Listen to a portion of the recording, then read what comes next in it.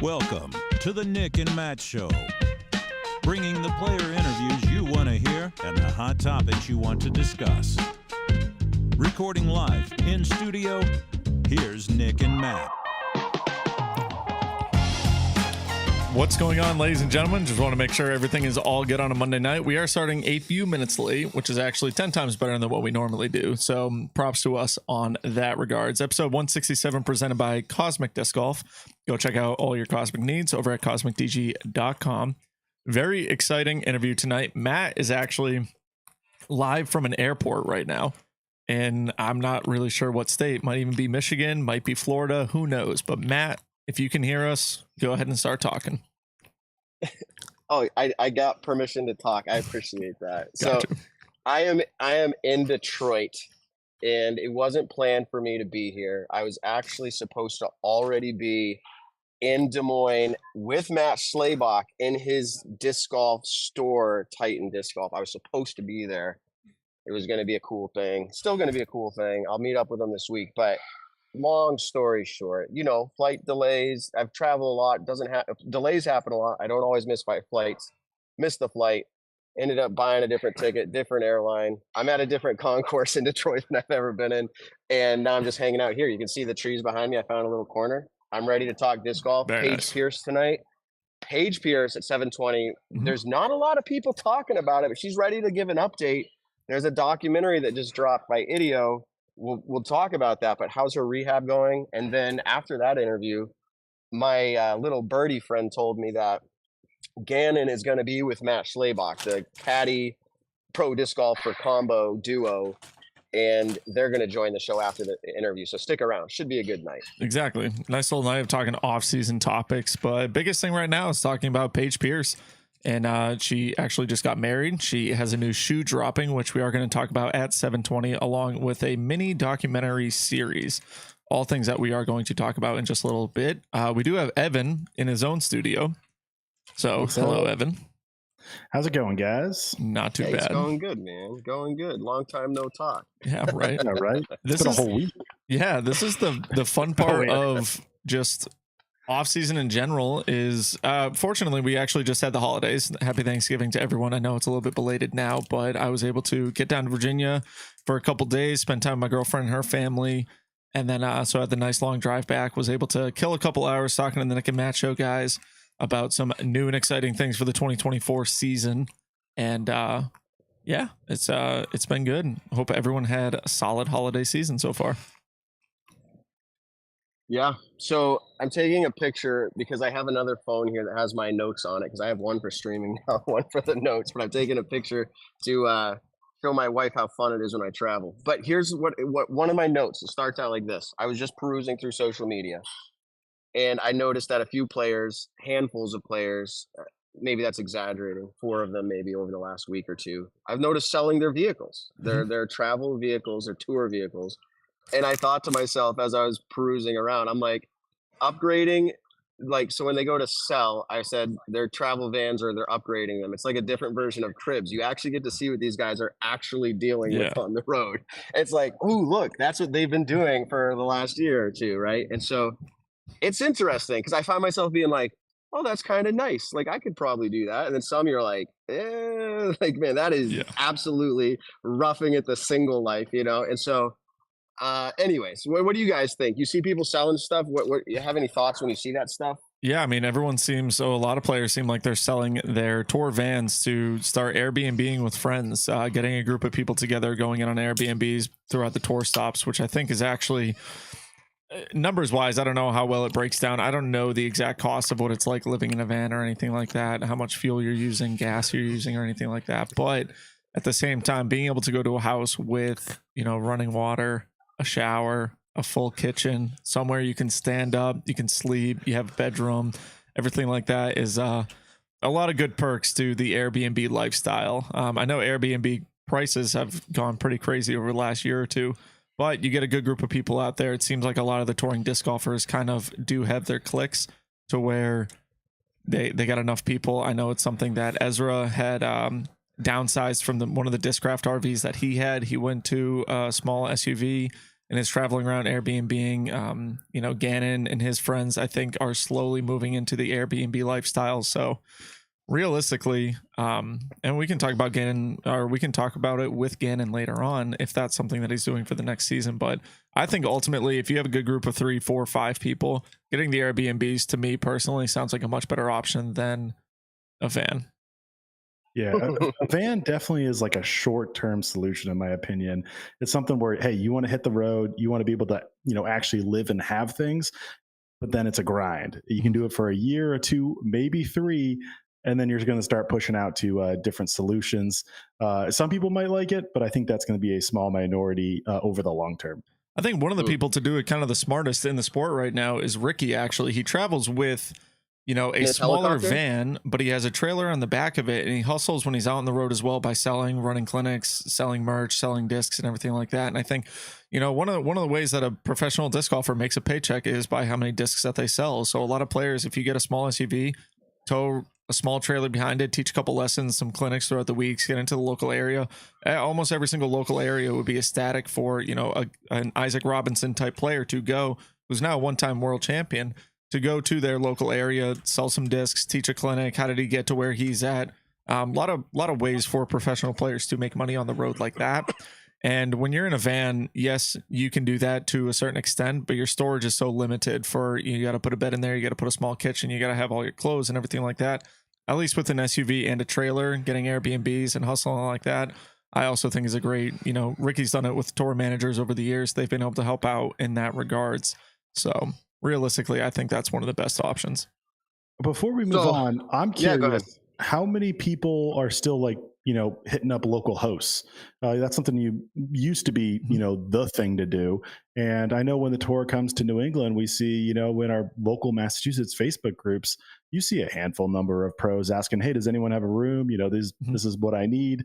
Can anyone help me out? And it's a solid number, and I'm not in the know in what's going on in Iowa or Michigan or Florida, but I would assume that it's going to be something similar throughout the tour. I don't know how many players are doing that on a week-to-week basis. Maybe it's like in a pinch stopgap, but it leaves me curious. Yeah, let's add that to the survey for the pros. Let's do that. So we can be survey the pros on stuff next year to be like, how religious are you? And do you rent from people when you travel? See if there's any collaborations there. It's pretty interesting. But in all seriousness, I'm not making fun of it. I actually think there's so much incredible information that could be had. I don't know if they'd be willing to share. If it's anonymous, maybe.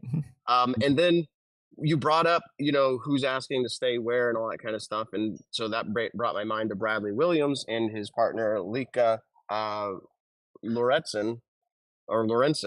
And she announced that she's moving from Prodigy. We don't know where, but my mindset was like, oh, she's one of those with Bradley who find those Airbnbs. I don't know if they usually hit up the host, but they do reach out to see if people have stuff available. But Lika, she is moving. I think we talked about this a little bit when we were getting closer to the offseason. We said she's a player who could and maybe should. And I'm not trying to tout as we knew this, but I'm just saying it just goes to point out, you have a good season. If you feel like you deserve more and they're not going to give it to you and someone else will, there you go. So exactly. She did that. She finished strong. Hey, I was going to say, Evan, yeah, go ahead. No, I was just going to say, we can't forget tonight, Cosmic Disc Golf, presenting sponsor of this episode. Cosmic Disc Golf, they're doing these tour circuits where you get to, he'll come around or he'll provide you with these tournaments in a box. And you get paid to run a tournament, and he takes care of all the dirty work. So reach out to Cosmic, find their disc stamped Cosmic, have a Cosmic Day in Marshall Street and other stores. Look them up online. Thanks to them for their support. What I was going to say is, Evan, what do you think about this before the page gets in here? Champions Cup. It has been reassigned. Not to get into every detail about the course, the venue, all that stuff, but what do you think about the timeline and the fact that it's back in April, and they've finally established that it's happening? What do you have any thoughts on that? I think it's great. I mean, I'm happy to see it still work at Northwood Park. I got this feeling that it's meant to be the wooded major. So even if it has to move from W.R. Jackson or the International Disc Golf Center, if it can move to another wooded course as good as Northwood is, I think that's a good move and a positive for the event. The dates is the tough part. You know, people clearly didn't respond well to the June date. So then I think this date is the next best option. People might say the one negative could be it could be cold in Illinois in April. To that, I say that's okay.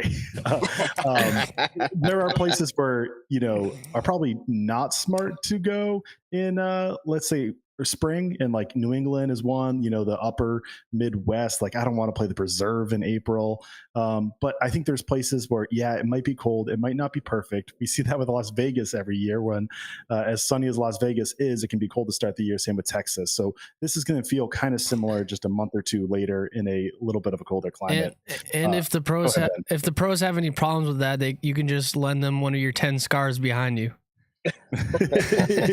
Yeah, right. You can root for the USA or the Colorado Buffaloes. That's and funny. Do the Ricky Wysocki mask from Waco. That was awesome. Ski mask Rick. And yes. And Ben, real quick, if you need to message me like backdoor type messaging right now during the show, send me a Facebook message, because I've got 2 phones going, and if I text on this video phone, it's going to mess things up. Okay. So, anyway, hopefully we don't need to. Yeah, hopefully we don't need to, but I'm just like pre-planning, because I'm like, I see messages pop up and I'm like, no. Okay. So let's see, where am I going from here? So how about this? Maine disc golf. I'm talking not talking about the Maine, like as in like the state of Maine. Point. I'm talking about the state. Thank you. They raised $26,000 value, is my understanding. $26,000 value for the victims fund for that really disheartening, horrible, violent scene that took place up there a few weeks ago, a month ago.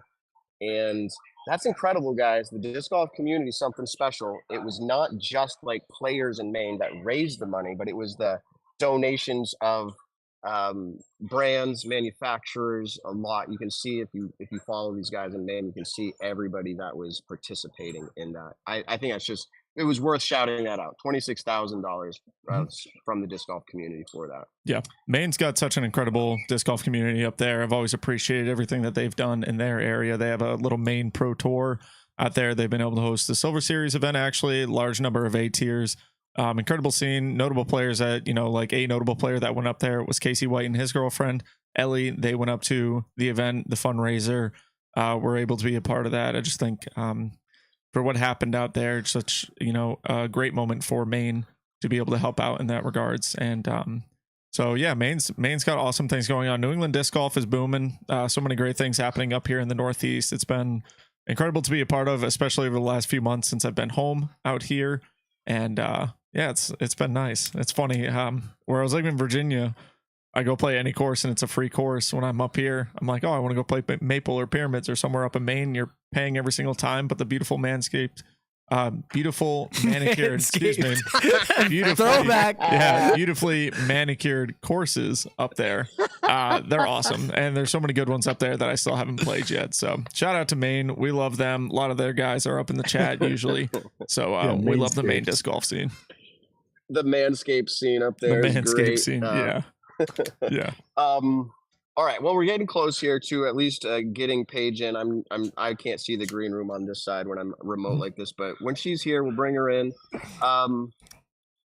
Wow, there's a fair amount to talk about, and I'm not going to make this interview about me at all, but I do find some level of interest in the fact that, like, within a month, 3 weeks after Paige had her injury, literal 3 broken spots on her ankle, like 3 broken portions of the bone, and now her rehab. I have been working really hard over the last 2.5 months on my ankle issue, and it's still lingering, even to the point of like walking through the airport is still something I'm dealing with. And I'm doing like full workouts every day, intentional ankle stuff, 1-leg squats on these Air Max pads. I'm passing weights around my body, balancing on one ankle, like stretching it. I'm doing it every day, and it's still, I'm a little over 4 months out from the injury. I can only imagine, I guess is what I'm trying to say, if you have a broken ankle, it's just totally immobilized for months and months going into it. The rehab process is just going to be more intense. And the things that I experienced are going to be like exacerbated, like even way farther. So like I saw her in a live video talk about, oh, like I have to trust the fact that like I can step on it, even going down a stair, right? And it's weird thing because your body goes, I've always done this, but I don't believe it right now. And so you almost don't give it the chance to prove it right. You kind of like limp on it, right? Or you do all your fake walking, and it's like, it's a tough journey. And I'm interested to see how she talks about some of that. So that's I don't know. What's the worst injury you guys have ever had? I think for me, honestly, it probably is the sprained ankle. I blew my MCL in 2015 in my left leg. Really? Not fun. I was playing basketball when I was up at Bible College. I was playing basketball, and it was for the students versus the campers. It was kind of the all-star game. So we were playing on this outside court, and one of the areas for the most part of the day stays in the shade, and I didn't realize it. Went over, it's on this big island that they own up there at Word of Life.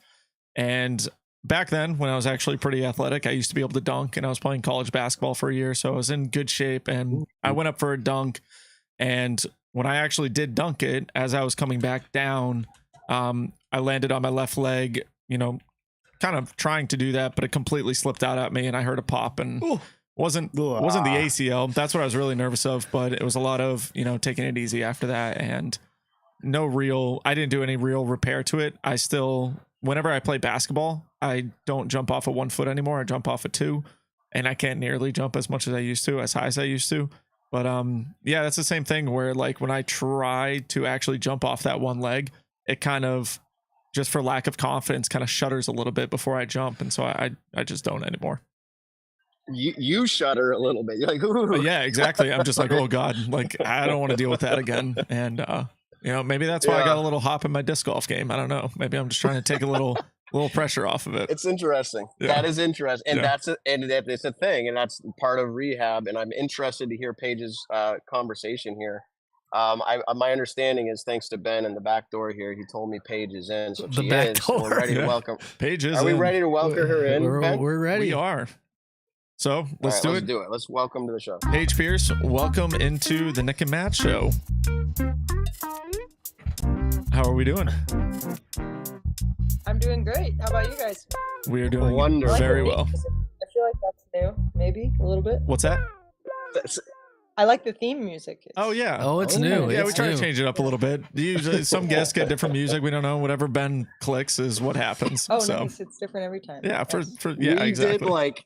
We did some like epic, like Olympic style intro music once for a guest, and it was like, it fell on its face because when the guest went to talk, their mic wasn't working, and we're like, oh, that was horrible. It was so anticlimactic.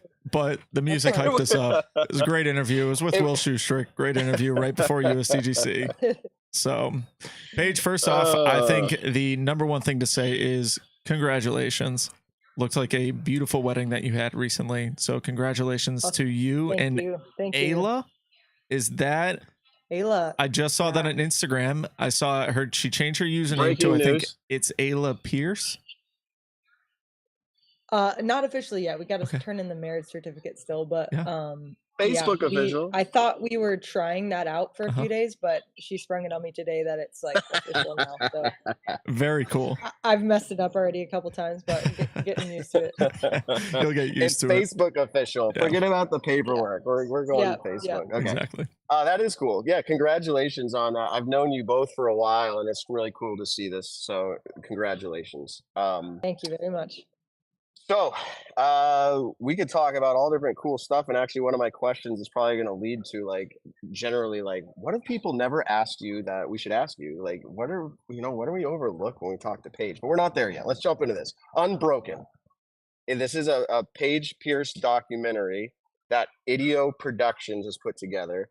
It just dropped. I think it was either yesterday or the day before. Today. Yeah. Today. Oh, it's today. Mm-hmm. I'm sorry. I must have got the sneak peek look at it, Paige.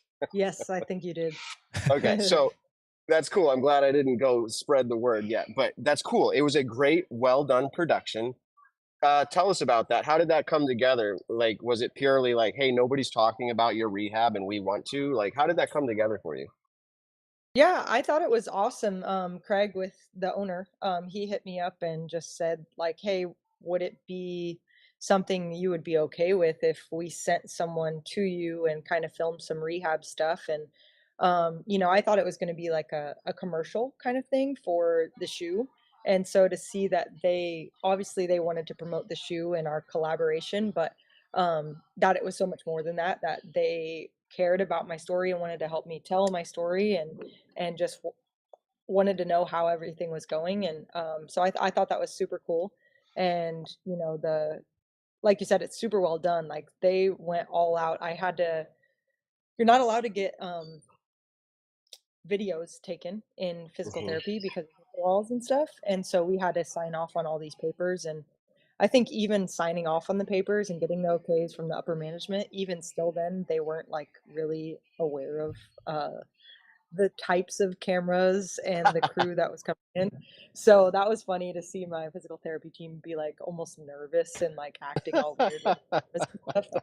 I think it went super well, and yeah, it's a cool piece to look back on and realize like how far I've come.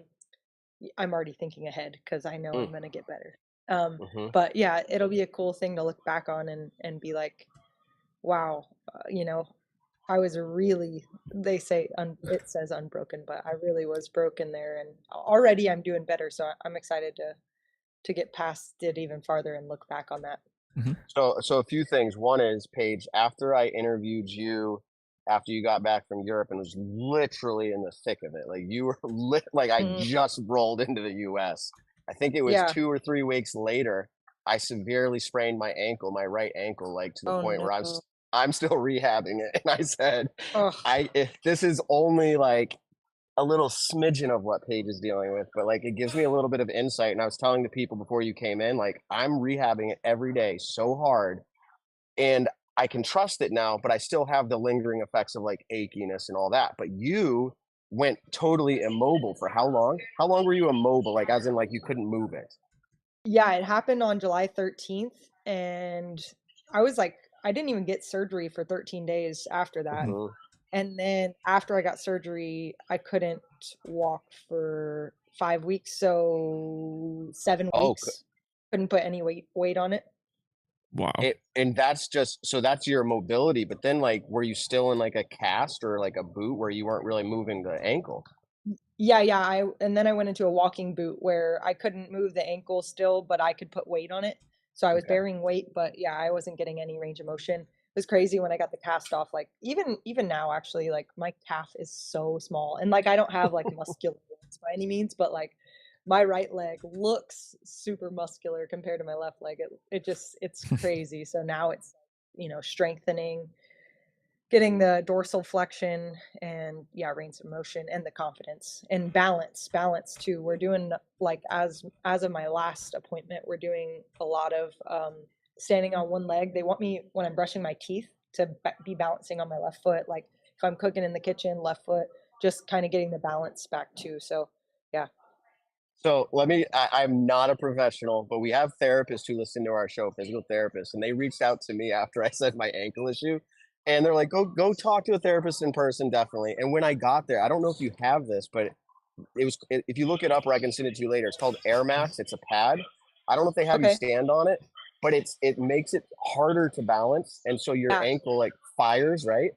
And Yeah. I bought one of those for pretty cheap, and I have it at my house. And what you're saying is something that I've been doing, which is standing on that one-footed, Mhm. just like firing those muscles. So yeah, you're in this process. And how long have you been doing this rehab process now, like with the boot off? Uh, end of July, end of August. I guess since like the beginning of September, probably. Okay. Yeah, Wow. What type of yeah. gains have you seen so far? Like from start to now, like where's your mindset? Well, so one thing I'm learning is that it's not all like this, like progression that like in my head, I just thought, oh, every day it's going to get better. Like I'm healing, I'm healing, I'm healing, I'm healing. But knowing that there's days where, I'm on the up, and then I'll just have a day where I just like I can't walk And yeah, wondering how long that's going to last. Is that going to be something 5 years from now where I'm just like in the middle of worlds and I'm having one of those flare up days? I don't know. That's all going to kind of trying not to put too much forward thought on my mind on that, but it's hard not to. But yeah, just learning that it's not just this natural progression, but yeah, the gains I've seen is just so I guess that's, sorry, I got off topic, but like my point is like I'm seeing these gains, but then it's like, oh wait, but now today I can't do that. So every day going to physical therapy, we do like a pain check and a mobility check before we get into the physical therapy, because some days I'm throwing like a 30-pound ball. That's been my biggest thing, is like grabbing like a 30-pound medicine ball and like shifting my weight from my back leg to my front leg like I would do in disc golf, and throwing it and trying to get it like 40 feet across the room there, and then staying balanced on my back leg, and then like pushing this, they call it like a sled, but pushing this sled. The sled itself weighs 70 pounds, and then putting like 60 to 80 pounds on there, so like up to 150 pounds, just like trying to push it. And when I go forward, like only on my toes, or only on my heels, and then when I go backwards, only on my toes, and yeah, stuff like that. But with all that weight, like this is stuff I've never done before. Like in disc golf, we don't have coaches. Like I work with Seth Disc Golf Strong, but it's really to get me warmed up and like just I don't have like a weightlifting program, so this is really honestly the first time I'm doing any of this. So I'm like, building strength and seeing like, this season we'll see how it goes. Obviously I'm still coming off an injury, but seeing like, okay, I've been doing this at least 3 times a week and pushing myself, like what can be possible. So, we'll see. Besides for the ankle, how does the rest of the body feel since getting into the personal training and the physical therapy aspect of things? Yeah, mostly we're working on lower body, so I haven't really felt too much on my upper body, except now that I'm disc golfing again, playing 9 holes or 12 holes, whatever my body can handle. It's like, my arm is sore. It's like, whoa, that's a feeling I haven't had in a while. But mostly it's been lower body, and like, hamstrings and my quads and my calves are definitely feeling it. So in a good way, I think, like sometimes a lot of times we associate pain being a bad thing, but like realizing like that means I'm getting stronger, and, pushing past that has been good for me for sure. I'm feeling so like it's weird, relatable because of the process I've been going through in a different way. I'm not trying to compare, but just like I'm like, man, Oh yeah. the things you're saying, I'm like, yeah, same thing. You're like, will it be normal again? I watched one of your live videos where you kind of like, I'm gonna jump off the back deck. It was one of your putting live videos. Yeah. And you're like, wait, I didn't really trust that. Let me go back. And it's an interesting thing, right? Like you're getting at this place probably, and I think it's what I heard you say, where like you have to believe, you have to trust it. Yeah. And that's half the battle. Some of it's physical, but some of it's mental as well. So yeah. And I'm learning too, like that when I'm jumping like that, even when I'm in physical therapy, it's a controlled room. There's not like a branch here or a stick there or a rock there that I need to worry about. And I'm not in the woods. It's like the first 5 to 10 reps aren't very good. And then rep 15, you're like, okay, I'm trusting it more. Rep 30, you're like, oh, I'm killing it. So like, yeah, I think something that I know is going to be a factor in the 2024 season for me is warm-ups are going to take longer. I'm going to need at least an hour and a half. And also, once I get warmed up, not to sit down. Like on backups, I'm not going to be able to just sit there and eat a snack and like wait it out under an umbrella, whatever. Like I'm going to be having to keep walking around and making sure my body stays warmed up, because like even if I'm putting for an hour or I'm doing active, then I go sit down. When I get up again, it takes me 15 minutes to kind of stretch and feel good. So like those are things I'm thinking about right now. And we still have 3 months of off season, but just that is going to be my new reality. So 3 months of off season, you're counting down. What event does that kind of put you back at in your mind? 3 months, like All Stars or? Well, I'm not sure. I haven't got a what's it called? I might have voted for you. invitation to All I'm Stars. trying to remember. Okay. I think I might have voted, but Okay. this brings up a question, and we were actually talking about this. Maybe it was pre-show. I don't remember the conversations when I have them, but I was curious. Will Paige Pierce, will you, the competitor, return if you're only 85%? Are you going to wait till you're like, I have zero issues, it's just harder now, as in I have to warm up longer? Or would you Yeah. return if you're like 85? Like, or where are you at with that? No, I mean, for me, I actually today I took my officials exam and signed up for my PDJ membership and all that, trying to sign up for tournaments. And yeah, I feel like I'm gonna play, even if I'm at 80%, 70%. It's gonna My expectations are obviously gonna need to be lowered, but I think, and what I'm realizing right now, you know, a week and some change into throwing again, is that I'm at this current stage, I'm like pretty solid around 300, 320. But when I'm throwing farther than that, it's very difficult because I'm I'm not throwing properly right now. I'm throwing a lot off the front of my body, off my front foot, not really getting the big push off my back foot. And so when I'm having to throw farther, it's painful for one, but also it's my timing's all over the place. I don't know. I mean, Own, for example, she doesn't throw very far. She throws like 330, I would say that she would say.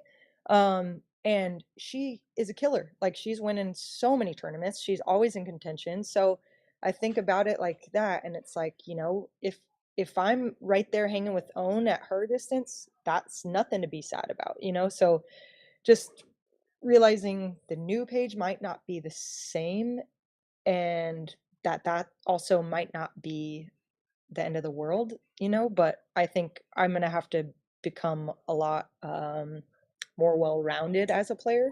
So yeah, it's funny having a career with like 14 years behind me of playing one way, and like having to change now, having to, not like deciding, oh, I'm gonna tweak my form, but like having to. So yeah, I just trying to be positive about it and realize that everybody changes their form at some point. Now I'm just like have to, but whatever. We'll see. Yeah. We'll see. I think a lot of good is going to come from it.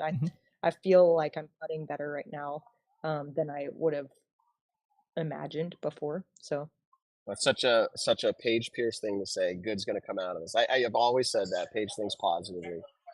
So, and I believe it too for you. I'm just saying, so like it's on brand, and I love it. So what did I have here? I had a question here. Oh, off season. So off season, you're not on the course, which is most people aren't, but you had to kind of sit out the last half of the season. Like, marketing yourself, was that at any level of priority? Like, to keep yourself in the people's brains or fans and how you're doing? I mean, there was updates along the way, but then things like the shoe, for instance, I'll just go there. Like, Idio was like, hey, was this already in the works Page, like to do this shoe, or was it like when you had your accident, like, let's do a shoe for you? I would say it's gone in waves. Like right when I first broke my ankle, it's like, no, I don't have anything to give anyone. I like didn't want to talk to Discraft, didn't want to talk to my mom, didn't want to talk, I just was just feeling and dealing with things on my own. I tend to get like that pretty. Yeah, I'd rather deal with my problems and my stresses and my troubles by myself. So yeah, I just kind of like hide under a rock and like, I'll see you guys when I get better. No need to drag anyone else into my stuff.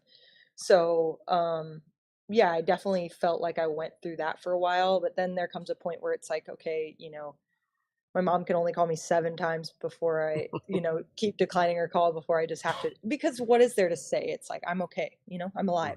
Yes, I'm not doing good. I'm crying. I'm in pain, but I don't need to tell people that, it's like, I'm okay, to what extent of okay, that's, for me to figure out. But, so yeah, I just, kind of was reclusive for a while there, but then, talking to all my sponsors and them saying, hey, do what you need to do, get better, like we'll figure everything else out later.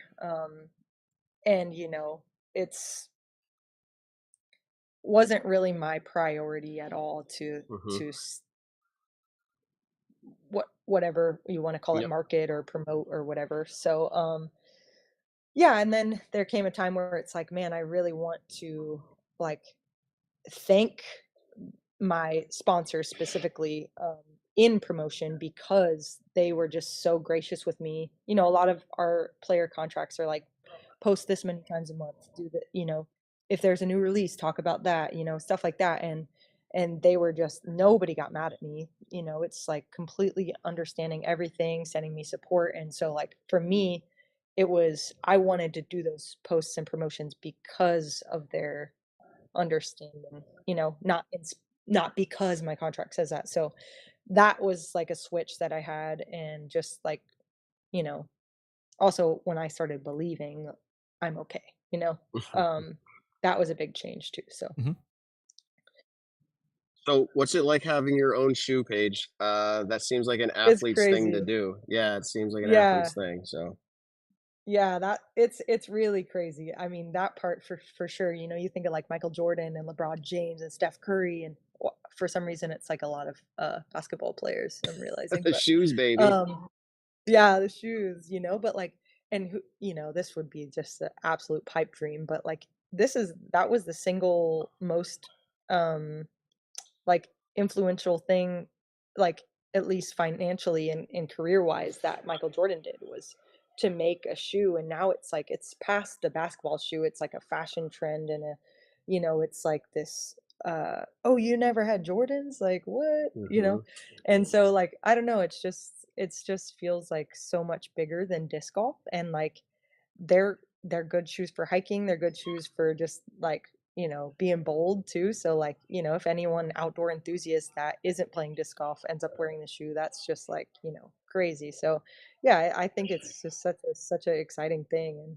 And also just that we have, forget about my personal shoe, Paige Pierce, whatever, just that disc golf now has a company that has specifically designed shoes for disc golf, and like to be in partnership with them, helping them create, tweak the shoe or give ideas and bounce ideas off each other. That part has been also amazing. So yeah, I just love the whole partnership. And, again, like I said, them saying, hey, if you're comfortable with it, we would love to document this journey back to disc golf. And that just shows me like that they're in it for all the right reasons, and I just couldn't appreciate them anymore. So yeah, I'm excited about the whole thing, big time.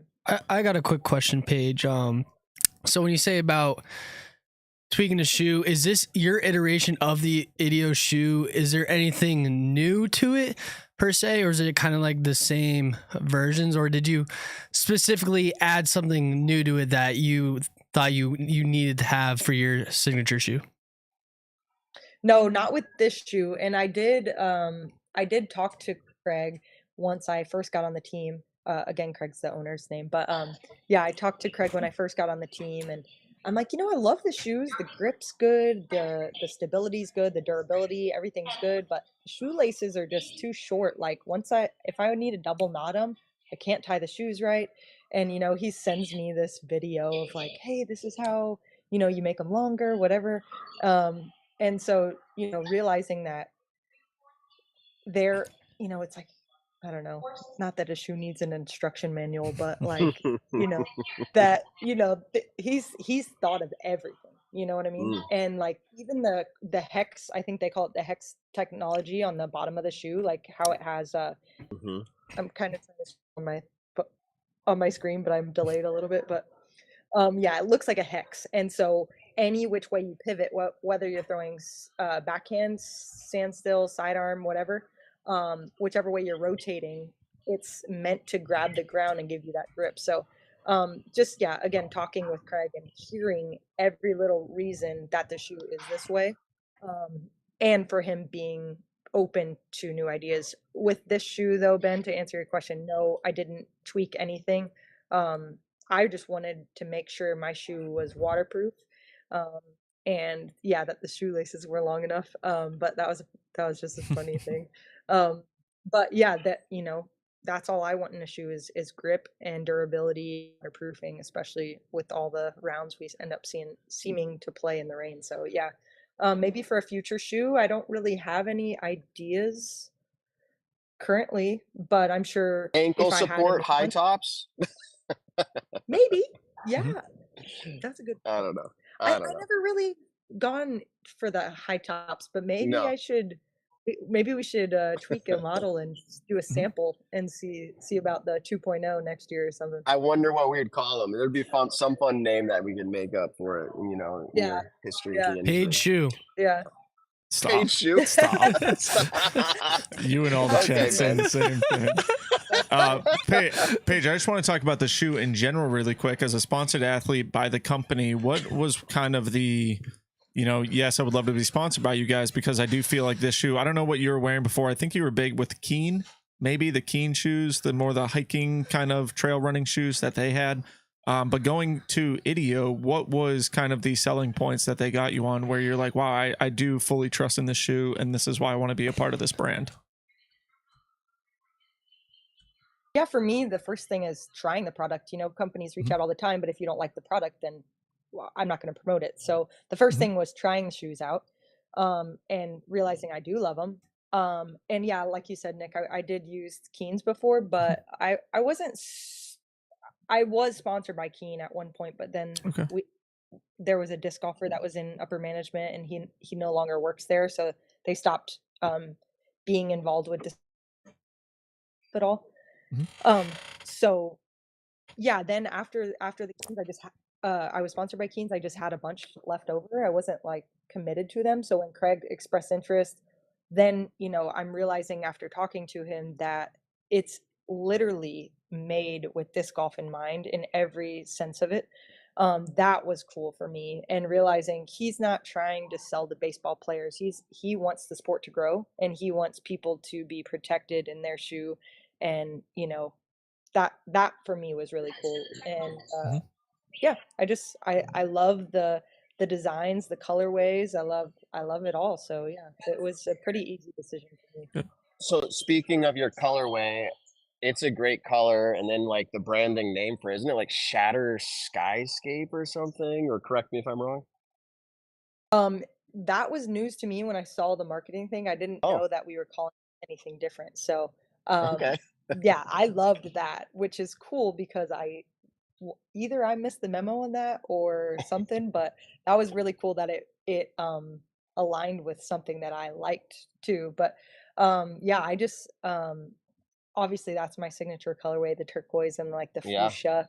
And so to be able to include that on the shoe, the logo placements, on the bottom of the shoe there, it's like speckled in there. On the shoelaces, well, it comes with plain black, but also we have the speckled shoelaces too.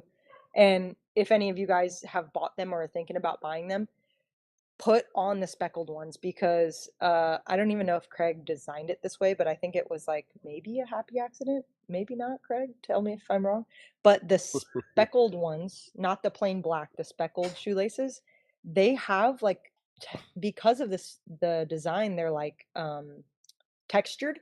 And so when you tie them, they actually stay tied. Like the texture keeps the shoelaces tied. I haven't had to re-tie my shoes once on the course or anything, so Gotcha. that's been really cool. Very cool. And yeah, all the way down to the box and the bag and everything. I So saw yeah, that. I love the Saw that. colorway. So I'm excited that you like it too, Matt. Yeah, no, the color, I do like it. It's a visually appealing shoe. I purchased the first Kickstarter version of the shoe. I've used it. It's in my cycle of shoes right now, but I'm excited Yeah, to try version 2. cool. And I think there's some people who are probably collecting your shoe. I'll put it that way. But where should they and how long can they buy that? And also seeing the documentary, both of those things. Where's the best place for people to do that, to buy the shoe and view the documentary? Yeah, the documentary, it's on both mine and Idio's YouTube channels. And you can definitely, while you're there, you can just click the link on either of our YouTube channels for the link of the product.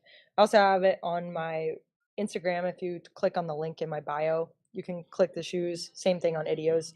But yeah, just on Idio's website, and then you'll see it. You'll see it for sure. How Do you long guys can you get it? I have no idea. Yeah. That's, I don't know. Unlimited we run. made we made a certain amount. So, Okay. When those Okay. sell out, I don't know. We hadn't got that far because they just Hurry, released today. hurry. There's only 10 left, everybody. I don't know how many are left. Yeah, that's good. That's good. The collector's market wants to know. Yeah, and Nate Sexton's another guy who's representing the brand with his own shoe too. So Yeah. I think that's pretty Yeah. cool. Very Yeah. great ambassadors for what you guys are doing. And I think it's important for a brand like someone trying to get into disc golf to have people representing them and saying they like the shoe at the very least. And so people should get out there and try them. Matt, I'm gonna cut you off really quick. Evan is Go ahead. also in the call with us. Evan, do you have any questions? What'd we miss? We've let intern Ben shoot up a question, so we gotta make sure that Statmando Evan Kearns can also get his voice heard. Oh man, you're putting me on the spot here because I just sometimes sit back and watch the show like I'm not on it. And I was having a ton of fun listening to this. So Okay. He's hanging out with the chat, I'm hanging out with the chat. I watched the documentary, but I didn't actually see the shoes, so I looked at them, and those look fantastic. I am stoked. They're very you, Paige. They like embody your style, and I think they look so cool. So I'm stoked to see them get released out. Now, in the documentary Thank you very itself, that's what you are wearing during your physical therapy, right? Are those Idio shoes? Yeah. Yeah. Yeah. So I received the shoes like 2 months ago. Mm-hmm. And then they were like, oh, but we're going to release them with this video shoot, blah, blah, blah. And I was like, wait, so I can't wear them for the next month? I just got to look at them. Yeah. And so I like left them right in my living room. Cause then it's like, you wear them on the course, somebody sees you wearing them, whatever. And so I just stared at them for a while and just kept opening the box. And then once the videographers got here, then I could start wearing them. And I've only worn those specifically, only those shoes since then, except for my slippers. I got some slippers on, Very house nice. shoes. Let's go. I don't have as exciting of a story for my ankle issue, but I was wearing slippers. LL Bean, shout out LL Bean, thanks for supporting disc golf. But I jumped from my wet deck. It was raining in through the back sliding door that was wide open, and I jumped in like 2 feet, kind of like a leapfrog, but maybe more staggered. And my right foot slid, like the rubber bottom was wet, so it slid, but then it like dried out and it just rolled my ankle over, and it was just all my weight right on it. I was on the ground for 30 minutes, like calling my wife, where are you? Yeah, where are you? I'm like, honey, this is bad. I haven't ever had this happen. So I cringe every time I hear in the documentary and every time I've heard you slipping off that bridge. So we don't need to replay it. But this was fantastic. We're glad for your update and your preview here. I'm sorry that I had to be in an airport, but to me, I was enjoying the conversation. I don't know if you guys could hear the intercom. We hear a little voices, intercom here and there. Here and To be there. expected. Matt Graham, please report to your gate. Sorry. While I was here, actually, there was a guy that came over. I'm in a corner. I'm literally in a corner, and he came over behind me, and I'm like, "There's nothing here. I'm in the corner." And he's pointing, and he's like, "Can I use that outlet?" And I'm like, "Dude, I'm live right now." So I let him plug it in. But anyways, he doesn't know who you are, or maybe he does. But long story short, we're happy to have you on here. Is there anything that we missed that you feel like is worth talking about? There's a lot, but I mean, anything that is like pressing that you're like, I want to let people know before we let you go. Well, I was just gonna tell you that next time you're at an airport, that's a perfect opportunity to just wear a disc golf shirt, not that Puma shirt. Bingo. Hey, look at my hat. Look at my hat. Hold on. Let me that see. is Statmando. It needs a okay. Here's my thing. Whoa! Disc What's wrong golf with that hat? It's got to say disc golf. Nothing's wrong with it. Nothing's wrong with it. I'm kidding. I'm just saying, if we're trying to show disc golf and start the conversation, it needs to have a basket. Like, I don't care if it's Innova. I don't care if it's Statmando. I don't care. Alyssa gets mad. Usually, I don't mean it that I don't care. I know. I know what you mean, But and I think our audience does. So that people are like, "Oh, is that disc golf?" Or What I usually wear is actually Disc Golf Pro Tour. Back when I was doing some media for them, I have shirts, and usually it's really big Disc Golf Pro Tour or on the shoulder, but like Disc Golf Pro Tour, and people have asked, and it's pretty cool. They're like, "Where are you going? What are you doing?" I'm like, "Yeah, I like disc golf." Yeah, that's cool. But- That's cool. And you always, even if you don't know somebody or if they don't play, it's like, "Oh yeah, my sister's boyfriend So it's Exactly. always a fun conversation starter. That's the only thing. I don't have anything else. You don't even have to wear disc golf, Paige. I'm sure people recognize you all the time. It's a lot more often than it used to be, for sure. That's so cool. Yeah. It's very cool. That's awesome to see. Well, we're totally glad to have you. We appreciate your time so much coming on. We always know it's a privilege for us to have you, and it was a great interview. So thanks for your time on that. Yeah, thanks for having me, you guys. Thank you so much, Paige. All right. Best of luck to you, and congratulations once again. Paige. Yeah. Thank you. All right. Peace.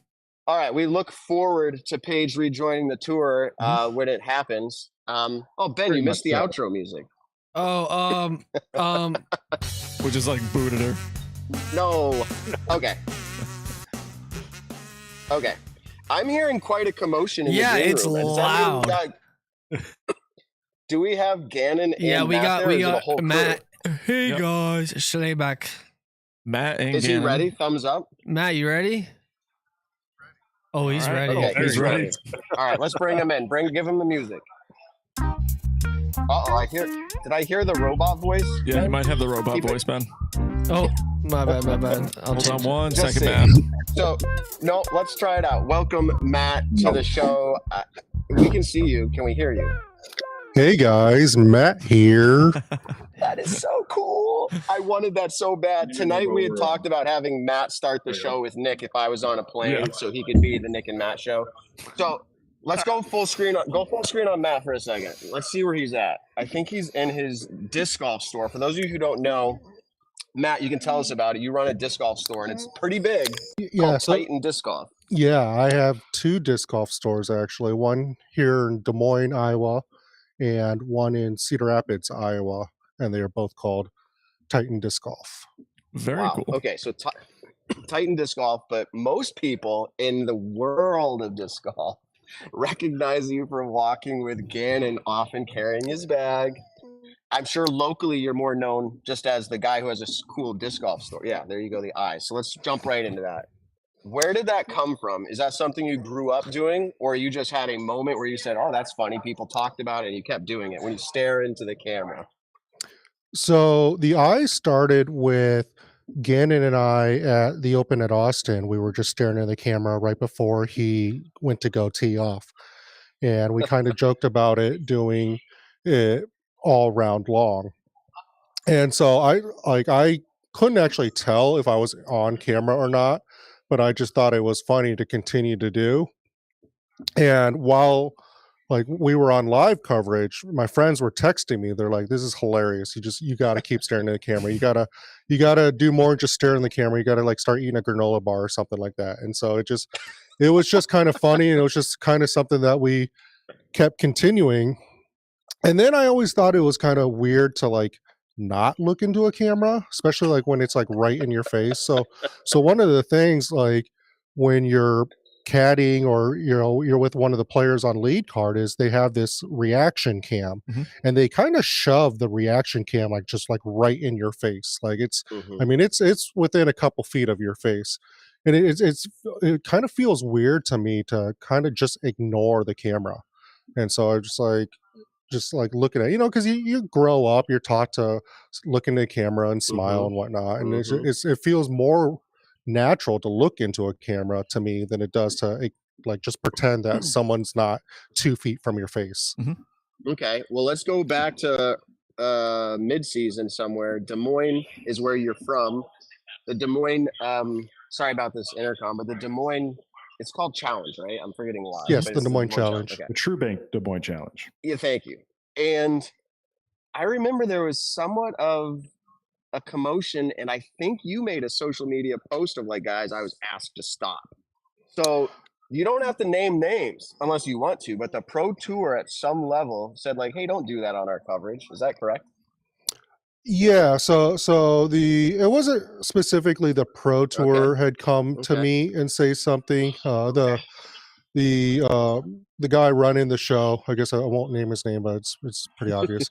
We're pretty good friends, and he had come up to me and asked me to stop, and he was like, "Look, I've been asked to ask you to stop, and if you keep doing it, I might have to ask you to leave." So I decided to play ball, and you know, I know it's not about me. No one's there to watch me stare at the camera. But yeah, no, I just thought it was funny, but I did think it was kind of weird to have somebody tell me where I could and couldn't look. Yeah, right. You know, so it was like, well, if you don't want me staring at the camera, don't put the camera on me. It was kind of my feeling on it. Yeah. Yeah. And I'm not going to put words in Gannon's mouth here. We don't love to put words in the mouths of pros, but like, if he was like, dude, this is the guy that I want with me and it's part of my brand. Let's just say he went that far and he's like, I like it. I don't know. I make an argument that the Pro Tour would have to kind of swallow it, or whoever it was, right? DGN, and be like, hey, you know, it's just what happens when Gannon makes it on there. But there's probably all different perspectives on that. So moving on to that, you have 2 shops. You started with 1. I think I saw recently you expanded. Is that because of the disc golf boom, you were able to get much bigger, or was it the Gannon's caddy effect? Like, what happened? Oh, well, I actually expanded to Des Moines before I really knew Gannon. Okay. I always felt like Des Moines was this kind of disc golf mecca, but it never had a disc golf store. So when I first took over the Cedar Rapids store, my eyes were always on Des Moines. So I always wanted to expand to Des Moines. And then I had a much smaller store here in Des Moines. It's the same location, but it's kind of in this little strip mall. And the place next door became available to take over. So we expanded. We nearly tripled our size here at this Des Moines store, and we really needed it. The old smaller side was just not big enough to handle what we needed. Mm-hmm. And how's that been? Just talk to us just about. Where did? Oh, go ahead, Matt. I was just going to say, where did you start? Just as a follow-up or a conclusion to that, you said you expanded to Des Moines. Was Cedar Rapids your first? Yes. So Cedar Rapids was the first location. It was actually a store before I owned it. The original owners wanted to get out of owning a disc golf store, and they had reached out to me to see if I was interested. And so that was something I was pretty interested in. And I had reached out to my current business partner to see if he wanted to go in on it as well, and so he runs the Cedar Rapids store, and I run the Des Moines location here. Cool. Now I've never been to Iowa before. What's the kind of distance between the two? It's about 2 hours between our two stores. Gotcha. Is that you're living out in the Des Moines area now? That's where you're at? Yeah. Okay. Yeah. Talk to us just a little bit about the ins and outs of being a small business owner in the disc golf world with pro shops and kind of being able to see the expansion happen, going to a disc golf mecca area. How has that been? You've tripled in size, you said, at the Des Moines location. Just how has it been owning a disc golf retail shop? Yeah, it's been great. You know, I was a player long before I was a disc golf shop owner. Mm-hmm. I played for 5 or 6 years and travel. I was almost like a touring amateur. And I always felt like there was definitely an advantage to being able to touch and feel a disc before you buy it. And sure, you could buy discs online, but really being able to go in, touch and feel the disc, and you know, sure, it might cost a couple bucks more than something you might pay online, but being able to get the exact disc you want was a huge advantage. And knowing that, like I said, there wasn't a store in Des Moines. I felt like there was a big opportunity for that because I didn't originally grow up in Des Moines. So as seeing Des Moines from afar, I always saw Des Moines as this shining beacon of disc golf. Like the Des Moines Challenge was the great A tier, and it just surprised me that there wasn't a store in this location. So it was something that I always knew I wanted to grow here. Well, you are pretty good at disc golf. I was supposed to be in your store tonight doing this with you in your store. And then tomorrow, I think we have plans of watching Matt get humiliated, maybe by Gavin, by Gannon, and maybe yourself as well. You can all just show me how to play disc golf. But that's the plan. We're going to hang out tomorrow. And then, teaser alert, I'm going to be coming back to your town Thursday evening, and I think you have something special. Tell us a little bit about, you don't have to talk about what we're going to do on Thursday, but like tell everybody about your little gig that you do when you come online every now and then. What's it called and where did it come from? So I have my own podcast per se called Steak Battle. And it's really where I grill three steaks with 3 different steak seasonings. and we kind of determine which steak seasoning that we like the best. And in between trying out each steak, I'll just ask some questions to kind of just fill the air. So it originated with, I just had a friend over. I have this one steak seasoning that I really like called the Ultimate Steak and Roast Rub. And I've been eating it for years. And I was always just curious if other people felt the same way that I did about this steak seasoning. So it started out with inviting my friends and family over, and we would just test out these steak seasonings. I kind of got the idea of a mix between some of like Guga Foods and Hot Ones.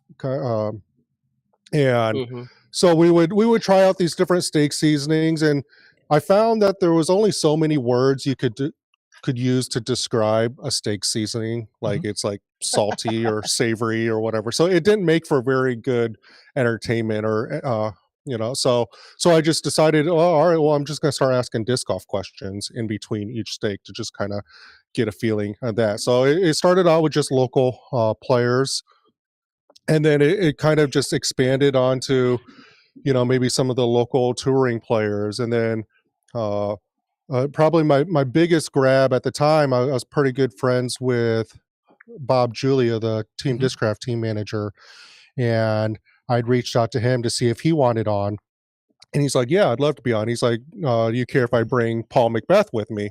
I'm like, "Absolutely." It was like kind of a dream come true, and I kind of felt like that was a catalyst into getting more and more touring pros on, and who doesn't like free steak and so that's kind of what it's become now. And so now this is I think the 5th year I've been doing this, which it doesn't feel like it's been that long. It feels like I just started last year kind of thing. But yeah, it's been fun, and especially now that we have the Des Moines Challenge, the pro tour coming through town, I'm able to reach out to all of the different pros and pack my schedule and get them on.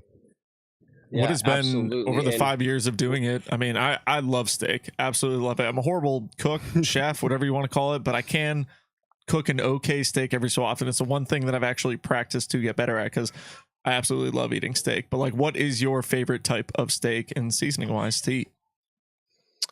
I mean, ribeyes are the king of steaks. You can't go wrong with a ribeye.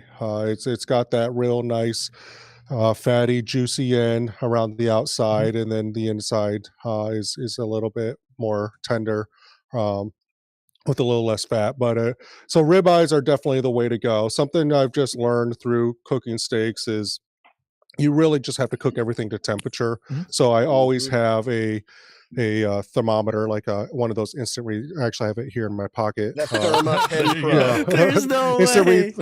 Thermometer. I had Gannon and his mom over tonight, and they're still here at the shop, and I grilled them some steak. Michelle, if they want to.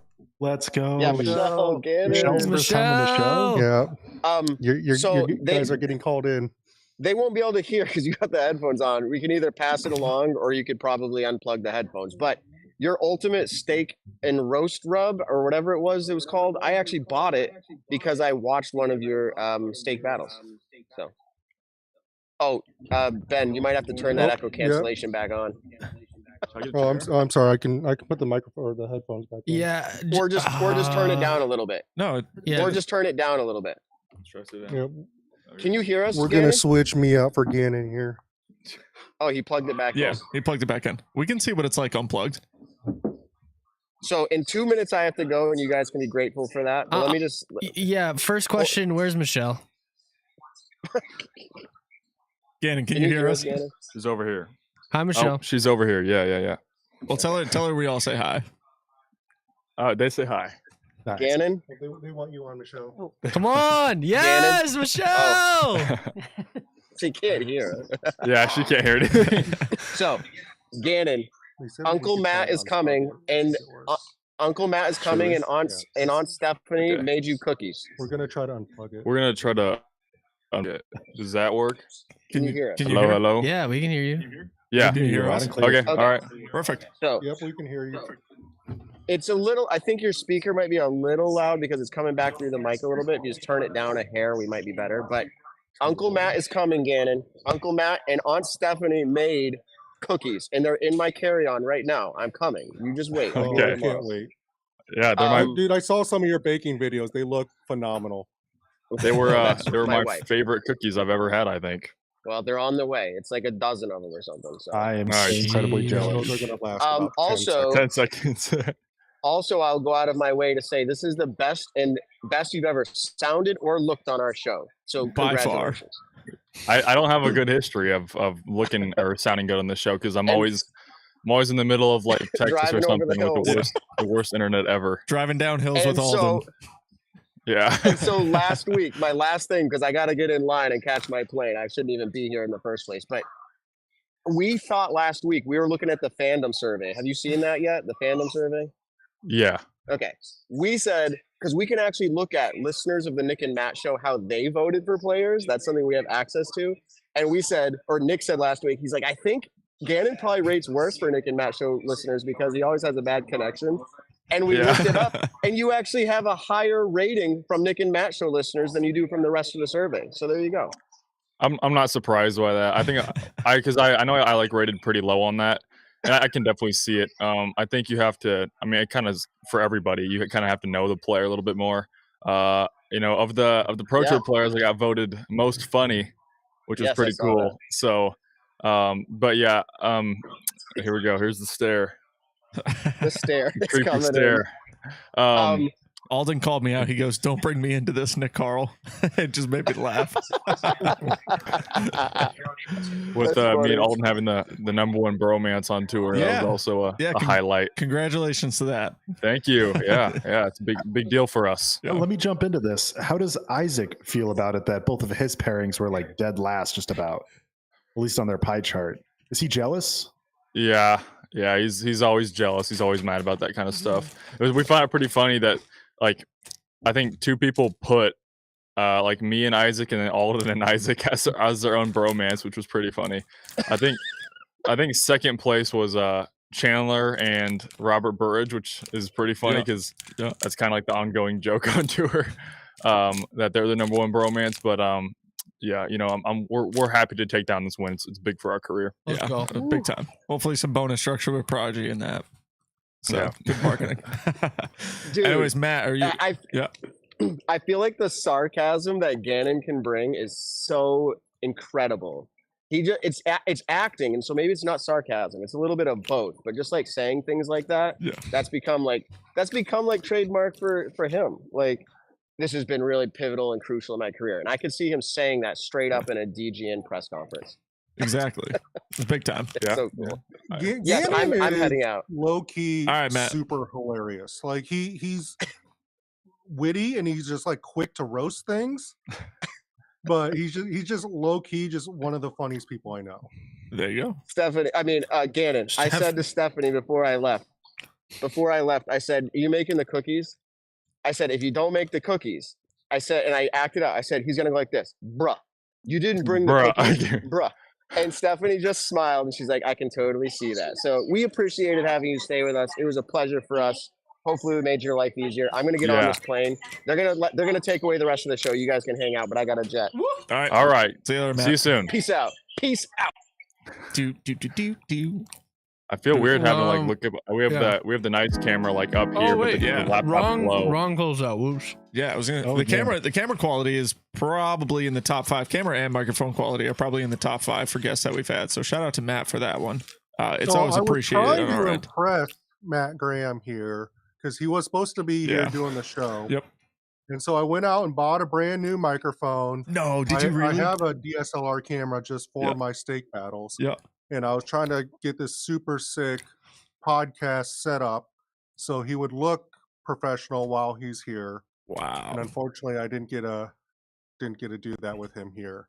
But fortunately, you look very professional. Yes. We're gonna start our own podcast pretty soon here. So we sure appreciate the setup you have. So we're gonna take over the Nick and Matt show at the same time on Tuesday nights. Tuesday nights. Wait, what? Today's Monday, Gannon. I don't. Well, hey, I'm not in school anymore, so I don't have to pay attention to that. Get out of school and forget the days of the week. I totally hear That's you there. literally how it worked. I'll go. I'll be like, why are there kids at recess? Like, that's crazy. That must be awful. And I'm happy I'm out. Yeah. No, well, good for you on that. So, again, we were talking about earlier, actually, touring pros, whether it's going from van life or Airbnbs, flying everywhere. We have seen a lot of pros starting to sell their vehicles. They're going to the more Airbnb lifestyle. What is kind of your touring plans for next year? Yeah, me and the boys are going to do, and the boys, I mean, me, Alden, Gavin, and Isaac. And then potentially Silas and maybe a couple other people. We're kind of still trying to figure out what the exact plan is, but we know for a fact we're definitely doing Airbnbs next year. So it'll be a lot easier to eat better food, get better sleep. I feel like I've always kind of been fine because I've always kind of done hotel rooms or staying at people's houses and stuff. But the other boys mostly stayed in their vans, and they always were cramped, and you didn't have air conditioning. You had to go to a gym to go shower and stuff like that. And kind of just those like little things that I guess I usually don't even think of. They had to kind of deal with the entire, last 2 years. So they're all looking forward to, living in, houses week to week. So that should be really exciting for all of us. And, we can hook up, the PlayStation to the TV and play some games and stuff like that. So I think it's going to be a really fun year. And we're going to hopefully hit a lot of those A tiers in between the weekends as well. I know where the Pro Tour is trying to finish up. I think they're called like Disc Golf Pro Tour qualifying events or something like that. They're basically like the Silver Series replacements. And so those are going to be kind of in between the weekends of the big Pro Tours. But, we're trying to maybe even hit like the Memorial. We'd fly out of like Louisiana and go play the Memorial. It's right before Waco. And so we'd just kind of go out there. I know Ricky lives out there, so we'd stay with him, and we're looking forward to that, hopefully. Very cool. What has been the off season been like since you've been home? Yeah, it was actually really nice out for the first, I don't know, three weeks of the off season, and these last couple weeks we just got snow, I think yesterday or 2 days ago, and that pretty much is. I mean, I think we're gonna have a couple nice days here that will melt it, but typically how it works is you get a snow. I'm sure pretty much same thing up in Massachusetts. You get snow and then it lasts the entire winter, pretty much up until like February or March. But yeah, I've been trying to eat a little better. It's a lot easier when you're home and my mom can cook me good food. I hear you. And work out a little bit as well. So I've kind of started to work out a little bit. I've already put on 5 pounds. Let's Hopefully it's go. muscle. Nice. But how many push-ups can you do now? What? I said, how many push-ups can you do now? Oh, I can do 5. Nice. All right. Yeah, I think that's 5 better than last time. Last year at the beginning of this year, I can only do 1. Yeah. And so no, I'm sorry, not even 1. So we're making progress. I've never been a push-up guy. Yep. How are you hiring a personal trainer, or are you kind of going just along with it? So right now I'm kind of doing my own stuff in terms of working out, and I'm trying to make it disc golf based as well. And so unlike other sports like basketball, football, you're kind of, I feel like, working more on an up and down type like movement, stability and explosiveness, where disc golf, it's more of a twisting explosiveness. So I've been trying to, and kind of, left to right, side to side when you're, doing a run up on the tee pad. So I'm kind of trying to get that figured out. And so I've been doing some workouts that are really helping my explosiveness, and I'm already throwing a little bit further, I feel like. Obviously I've probably worked on my legs the most because those are probably the skinniest part of my body. And I've already seen a little bit of progress on that too, which is nice. And I'm just trying to stay consistent the entire off season, and try not to take too many days off, maybe 5 days a week. But then here soon, I'm going to be working with Josh Wintz, who is up in Minnesota, and he's going to help me kind of get like a workout plan going. And then also Seth Muncie has some workouts for the Pro Tour players that I know Gavin Babcock has already started, and he's enjoying that. Very cool. Evan, since Matt's not here, we get to ask some questions, Yeah, right. So I'm going to keep rolling with it, but Evan, Ben, whenever you guys want, just jump on in. I got one right now. So you mentioned snow in Iowa. Is there any plans to get out of Iowa until you have to head to Florida? Like take a weekend in Florida, take a weekend head to Chili's house? Like that? Yeah, I want to go down to Ricky's house for the Shelley Sharp Memorial, which is in, I think, like the 3rd week of January. And so that'll be really exciting. Oh my gosh. Okay. That'll be exciting. I'm sorry. My stomach's rumbling. Make him some steak. Come on. Yeah. And yeah, my dad lives in Florida as well, so I'm gonna hopefully go down there for a couple weeks before the Florida Open, and All Stars, because he's probably only an hour and a half from each of those tournaments. Nice. And so I'll be able to get a couple weeks of practice in before there. I remember like this year in Vegas, I had a really hard time dialing in like my 250 to 300 foot approach shots with my A2. And I think it was because I didn't throw outside the entire offseason because it was so cold. Yeah. And so I was throwing a lot of just into a net, and I lost all my distance control and like my touch, I guess. And so that took a little bit to build up. So the goal is to kind of use those like 2 or 3 weeks before the tour starts, kind of shake off that rust and hopefully get a real strong start to the season.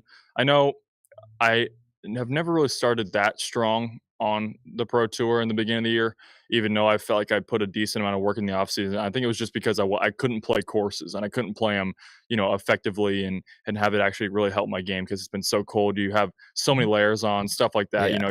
Your release is not the same when it's so cold outside and stuff like that. So I'm looking forward to hopefully, starting off the year really strong. The goal is definitely next year going to be just to try to be in contention more. That was one thing I lacked this year. I felt like the tournaments that I was in contention, I did pretty good about winning them, but I'd like to be in contention more around that 10 times instead of this year. It was kind of closer to 5.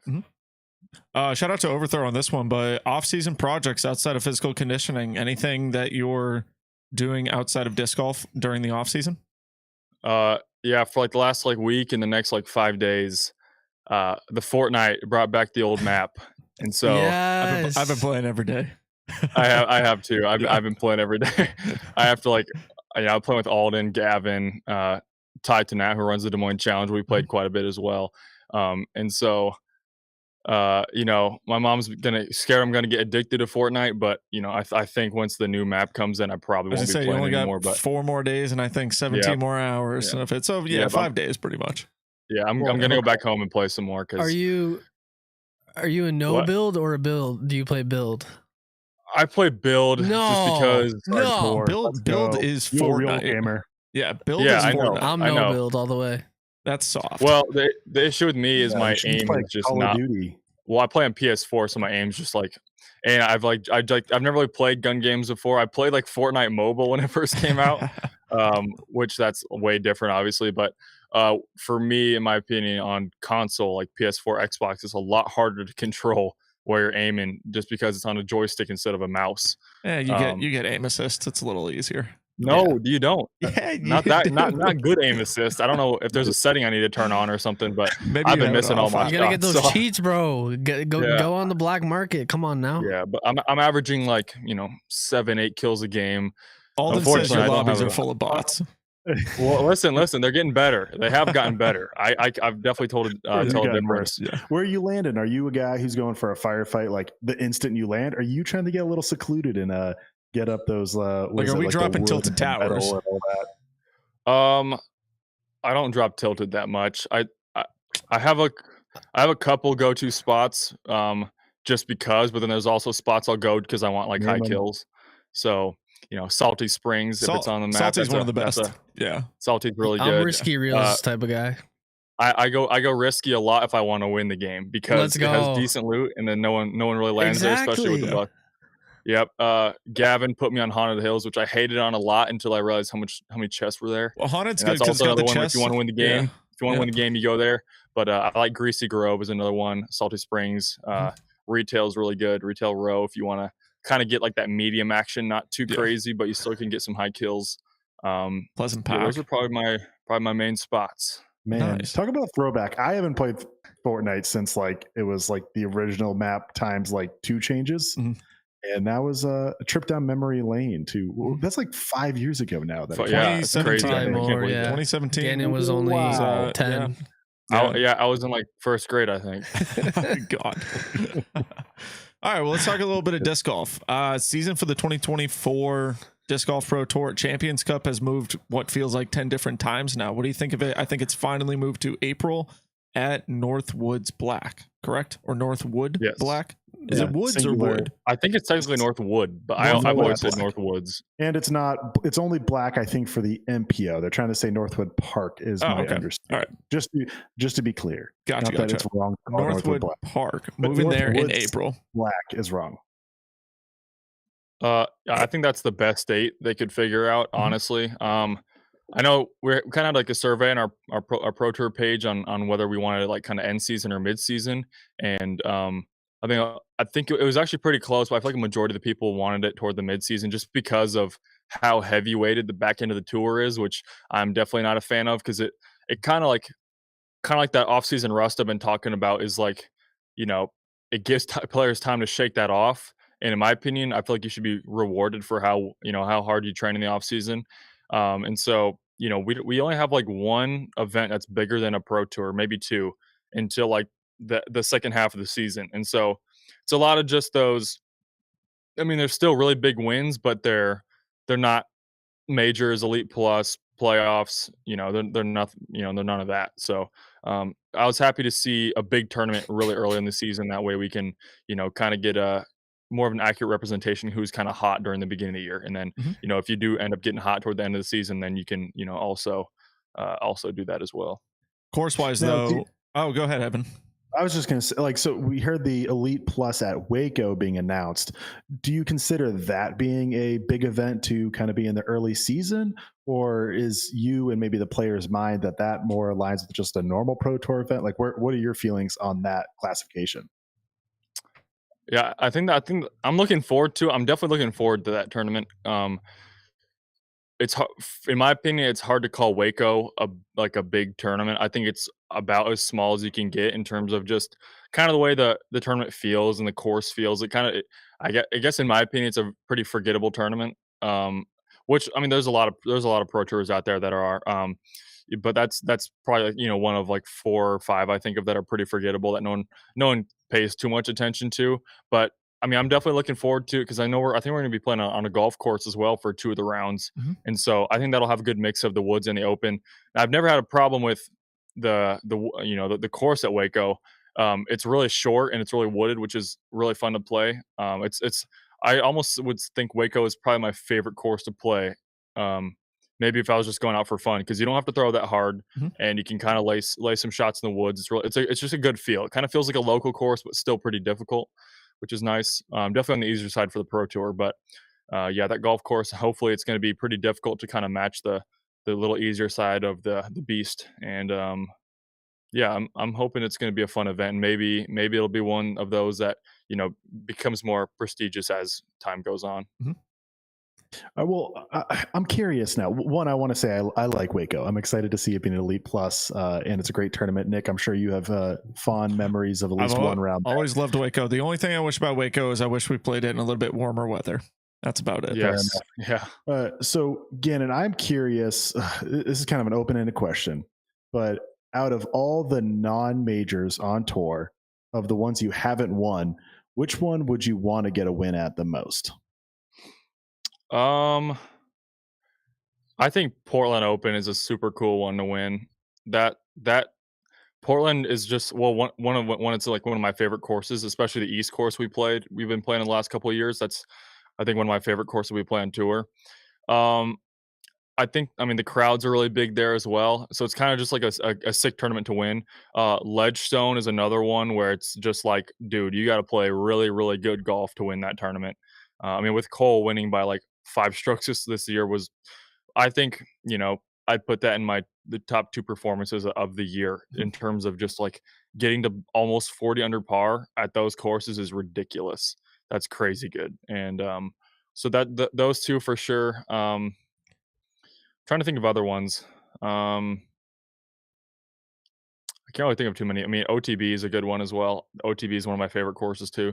Really open, but doesn't have a golf course feel at all, in my opinion. There's a couple holes you might throw a roller on, but it really does feel like a disc golf course, and it really suits my game pretty well too. So, I always look forward to OTB. Yeah. Kind of along those lines, Gannon. What is like your favorite, not even course, just like location amenities wise, where, I guess surrounding town, maybe airport, or just, all around, just like taco truck. Yeah, sure. Stuff like that.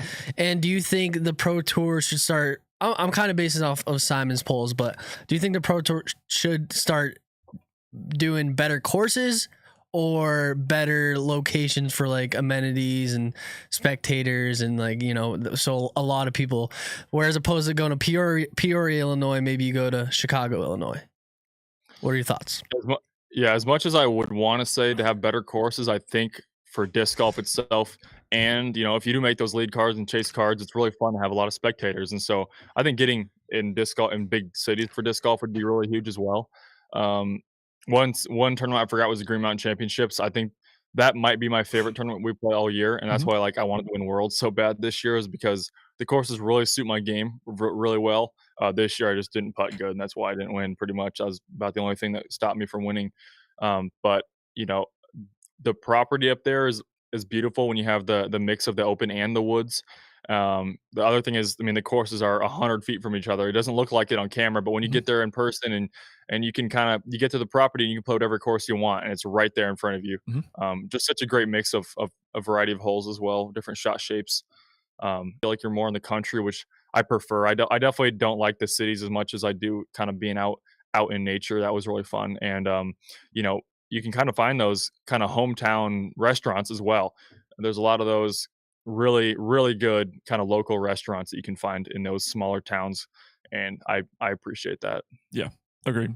GMC has always been one of my favorite places. I think I've said it about 1,000 times on the podcast now. But Fox Run being my favorite course of all time, and then Brewster Ridge just being another immaculate course. But like Gannon's saying, just the atmosphere up there, especially at Worlds this year, was absolutely incredible.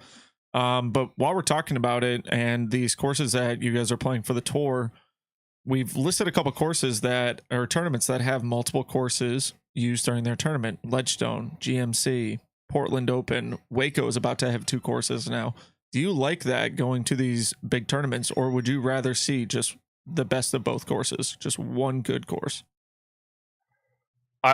Well, it's kind of weird because I think I play better if we just play one course, but I prefer 2 courses because I think it challenges a player more.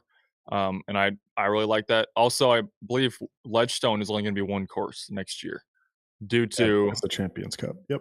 Yeah, which really, which I don't know how I feel about that, to be honest. I'm not a huge fan of like that whole thing that you can't have.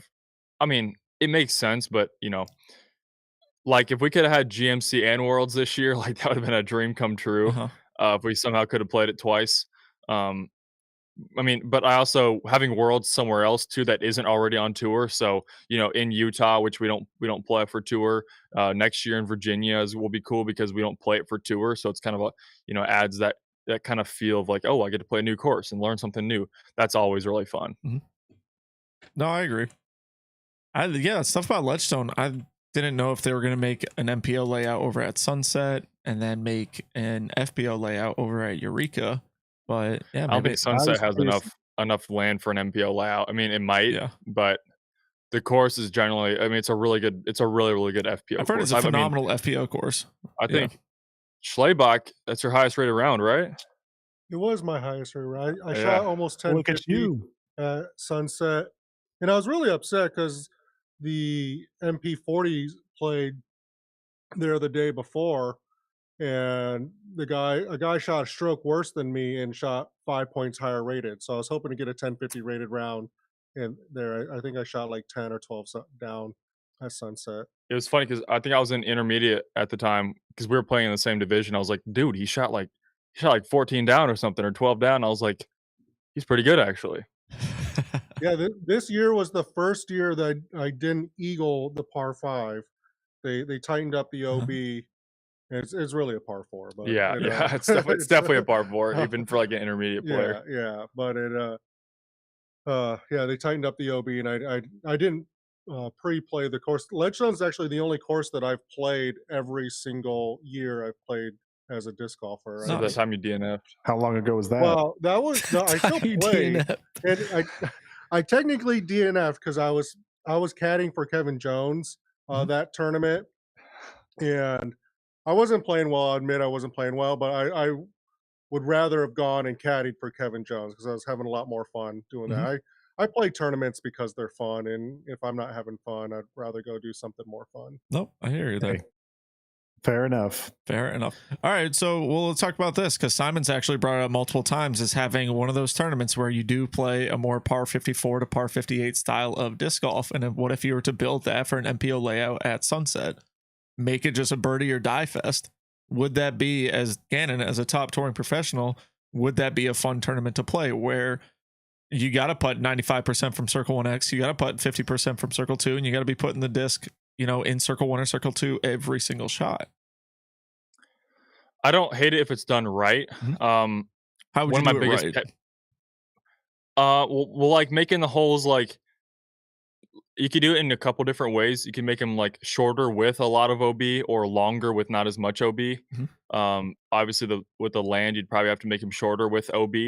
But I also like Mandos, even in the woods. If like that's, I think, like I have a couple of disc golf pet peeves. One of them is definitely, people in the woods. You have almost every single woods hole has its kind of a line that you're the intended line that you're trying to hit. And when people completely shank it and don't get punished that bad, that I don't like that at all, especially if the gap's like pretty early off the tee and pretty large. I almost feel like to make disc golf fair, we could add Mandos in the woods a lot more. But definitely like at a more open course like that too, Mandos could help a lot, kind of create some really cool shot shapes, I believe. I mean, there's enough trees out there that you can do some fun stuff and the OB bunkers. But the other pet peeve I have on tour is holes being way too hard for too many holes in a row. And so that's why I kind of like these a little more gettable holes, because in my mind, they're actually a little more fair. Now, there's a couple different things that you should be if you want to be a top pro. One of them is, what Calvin's really good at is playing those super hard holes really well. He's really good at that. But then also is having the consistency to not miss those easier holes. And that's, the pressure to get a hard hole is the same as the pressure to birdie a really easy hole. And so when I'm looking at course design and stuff like that, this is a big reason how I judge on if I like the course or not, is you take the spread of, you have the birdie percentage and the bogey percentage, you add them together, and the goal is to get it, I think, as close to 50% as possible, so you have the field all getting different strokes. And so that's why, Declo, and still to this day, is my least favorite course we play on the Pro Tour, is because of the way it scores. And the holes are almost like a little too hard in a way. The entire back nine is just like 530 par 3, 530 par 3, no OB, 530 par 3, 950 par 4, not a ton of OB. And it's just like, it's really repetitive. And what happens is it brings in those players that aren't as good, and it can kind of, you have a 530 par 3 with even a tough line to reach the basket. The top pros most likely won't birdie, and the pros that aren't even that good most likely won't birdie. And when you don't have any OB, it's just a par fest out there. I mean, I remember looking at the scores at D-Glow, and it's just white. You look down the entire leaderboard, it's just, there's a section of the back nine, and it's all just like white scores, because everyone just takes a par on the holes, it feels like. And so, yeah, I mean, yeah, if you do it right, if you make the course with good score separation but still fair, I think disc golf should lean toward making courses slightly easier, because if you think about it, they're just slightly more fair. There's definitely courses that are really hard that are still fair, but in majority, in my mind, a slightly easier course is a little more fair, because you see the lines are a little bit cleaner, they're a little bit more open. As much as it, sucks playing in the wide open, technically it's the most fair, because nothing fluky can happen. You don't have, it's a little bit weird because you can technically kind of throw a bad shot but get away with it, but there is no like really good luck in the open either. You can't get super lucky in the open, is I guess what I'm saying. In the woods, you can shank, get lucky. That's just the one fact I don't like. Do you feel like that though is because in the woods you can see a shot get shanked and that, hey, that person shanked it. In the wide open, you're not necessarily hitting a line as perfect as you need to in the woods, but at the same time you have so much more forgiveness on a wide open hole. So you're not really almost worried, like you guys aren't shanking wide open shots all that much compared to being in the woods. But obviously you don't notice it as much because you're on a wide open hole, to where you do have a 400-foot landing zone or 200-foot landing zone even. So I can kind of see it both ways. I've definitely played on open courses where I'm like, oh dang, that wasn't even close to where I wanted it to, and then I parked the basket. And so like maybe I was going for like let's just say it's like 400 feet away, and I was going for like a straight to hyzer shot. And I'm trying to aim like 20 feet right of the basket. So just have it go out flat and then have it fade in. There's definitely been times where like I either do the opposite or I like shank it right, but it has more hyzer, so it still swings back left. Or maybe I throw it too straight, but like my body just like naturally puts it on anhyzer. So I technically missed the line I was going for, but I still parked it. But in the same way though, you know, there was nothing like lucky about that, I guess that's what I'm saying. Yeah. I've just played too many wooded courses where, and obviously you can still hit your lines really good. Calvin's, that's why he did, you know, got podium at pretty much every event, is because he's good. He's good enough to do that. But then you have those situations where, you know, you can have rounds where someone is shanking more than you are and you're getting a lot worse results than them. No, I get that. So yeah, shout out Overthrow in the chat. He asks, which courses do you feel like best embody that fairness that you are talking about? I guess let's keep it on tour unless it's like a common course that everyone else really knows, but yeah. The East Course at Portland Open, Pickard Park in Des Moines, OTB as well is really good at that. Fox Run for GMC, I think, is one of the best ones at that. You know, there's really nothing too fluky that can happen. Sure, there's some rollaways you can do on the hills, but you can also play those hills a lot cleaner. That way you don't get those rollaways.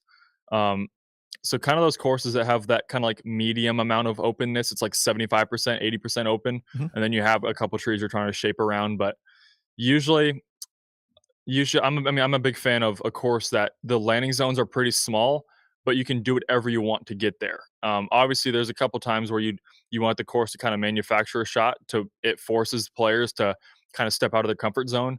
But at the same time, I don't hate a course where they say, hey, this is the landing zone, do whatever you want to get there. Usually they still make it a difficult shot. They're not just going to give you a wide open spike hyzer. And so I like that because, like I said, there's nothing fluky about that. If you land, that's why I like USDGC a lot.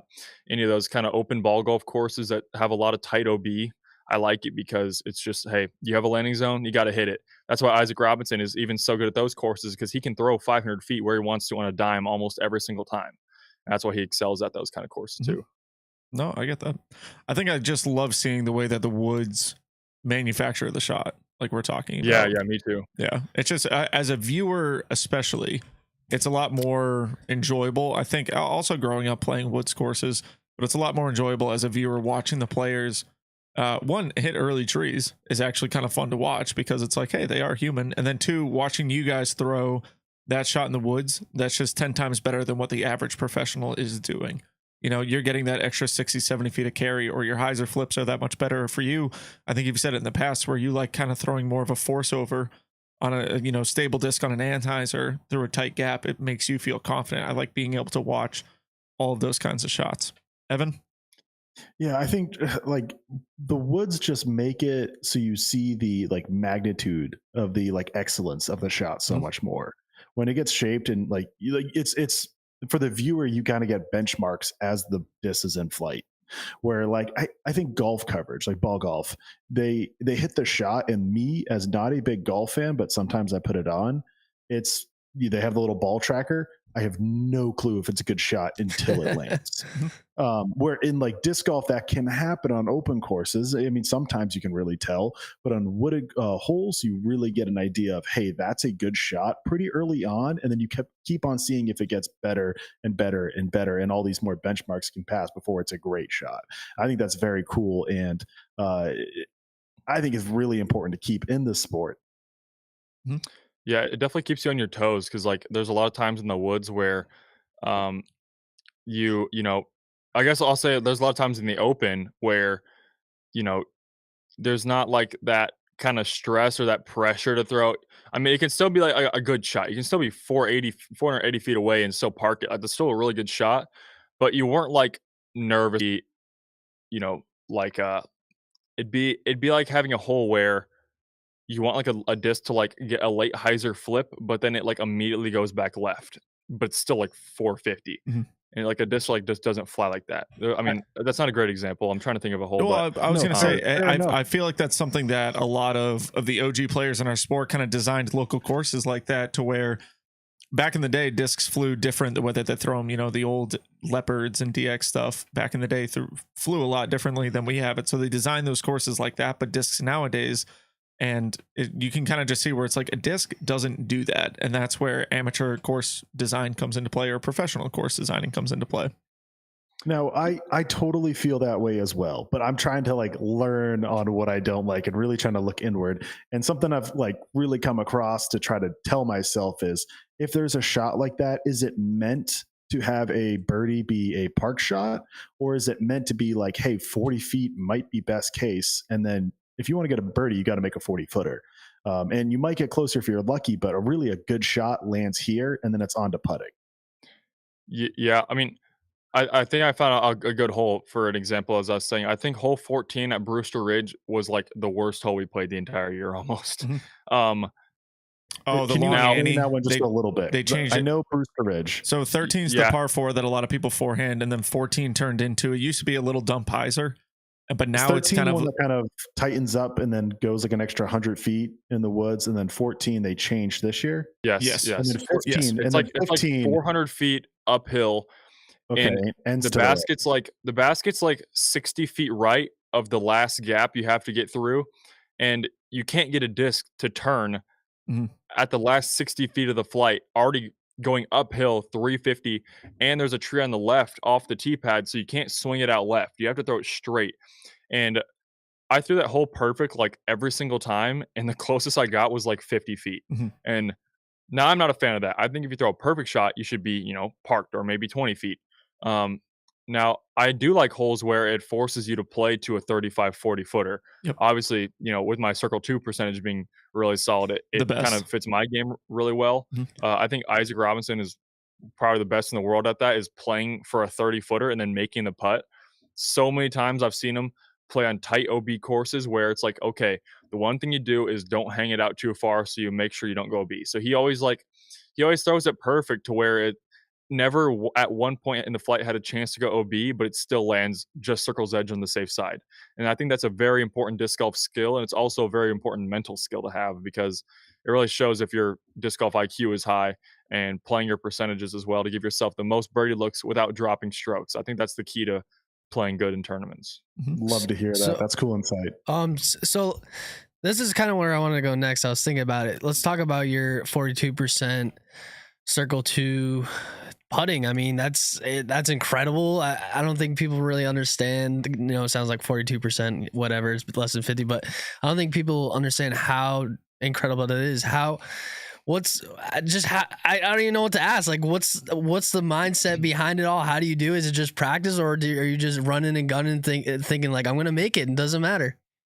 It was a little disappointing because I was like 43% at one point in the season. I believe I dropped to 40, like point something, 40%, point something. So I think it's still the first time ever anyone's been over 40%. So that's kind of a cool thing to have. I also think it's pretty close to the limit of how good you can do. I think we might have a season where someone goes 45%. I definitely could have done it this year. I think Portland Open this year, I went like 2 for 25 from circle 2. And none of them were like bad putts. I just hit the cage, chain out left, stuff like that.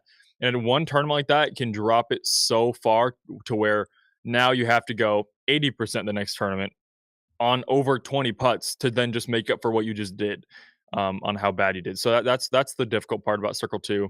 I also like it because I think it's a pretty accurate stat over the entire season. We all get a wide range of circle 2 putts. You have deep ones, you have short ones, and stuff like that. So it's a little more, but putting stats are pretty accurate, I feel like, because we all get an even amount of short and long putts, I believe. Yeah. That brings me to a question I have, because the people that know me when I talk about scoring stats like this is I say all putting stats are actually driving stats. And of course, that's within reason, because in order to have a 42% circle 2 putting, you need to be a good circle 2 putter. It's not anyone can do that. Yeah. My question is, do you think that you had more short circle 2 putts than another really good putter, and that helps you out because let's say you're a better driver, or the other way around, you could be a worse driver and you're getting more 40-foot looks where they're getting 30-foot looks just inside the circle, so they are making their circle 1x putts, but you're making your circle 2 putt, but it's kind of a similar putt. I could see it both ways. I think it applies a lot more to the circle one stat. I'm not hating on him, but Andrew Marweed, just purely if you're looking based off stats, I think he was like 150th in throwing. And so when you do have a stat like that, a lot of the times on par threes, you're landing in the fairway after one, but you're probably only like 80 feet from the basket. Mhm. And so you didn't quite get that circle two, but you're pretty much never not going to get up and down from 80 feet. And so I feel like, and obviously I think he's just the best circle one putter anyway, but I also think it did help his stats a little bit that he probably threw to, just outside circle two quite a bit, laid up, and then maybe most of his layups were just a little bit outside the bullseye. That's not uncommon, especially, a player like him, he's probably running that 80 footer as well. Mhm. And so you're probably gonna end up, 15, 20 feet away, which is outside bullseye anyway. See that goes along with my thinking, and I think to get to that top of the list, you pass the eye test either way. People look at Andrew Marweed putt and they're like, yeah, that guy is a fantastic putter. People look at you putt, especially at circle two, and they're like, yeah, that guy is a fantastic putter. So it passes the eye test, and it's kind of hard to like go against it. And like, you can't do the data analysis on it with what we have right now to really say, hey, I actually think differently. I think the stats are skewed because they pass the eye test and you don't have the data to prove it otherwise. So it's tough. But I like everything that you're saying. I kind of feel along the lines of that. Well, you can also look at it as, maybe being a better driver can actually hurt your circle one putts because Absolutely. you end up being just inside the circle a ton of times versus someone that throws a bad tee shot, pitches up, tap in par pretty much. Where a lot of times, those better throwers end up about circle's edge. I think circle's edge is a good scale about, where a player would probably land. I think Calvin lands there more than anybody. I feel like I see him make more of those 28 to 35 footers more than anybody. I mean, I think you can probably look at it any way you want. You could be like, oh, well, this could affect your circle too. It can make it worse or better. Or I mean, there's definitely probably something going on, but in my opinion, it's pretty fair overall. Yeah, I think eventually stats wise, it's going to turn into, what's your circle one percentage putting for par or putting for birdie or even putting for bogey. You say, hey, when Ganon Buhr lands in circle one, he has a 94% chance of making that birdie putt. I think one more thing, because they already give those three options on how far the putt was. So like in circle one, it's either 5 feet, 16 feet, or 27 feet. It just goes up 9 feet every time.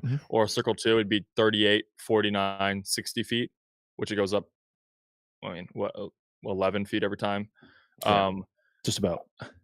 Yeah. No, exactly. Excuse me. Yeah. I think. I don't know. Never mind. Well, that's right. That's right.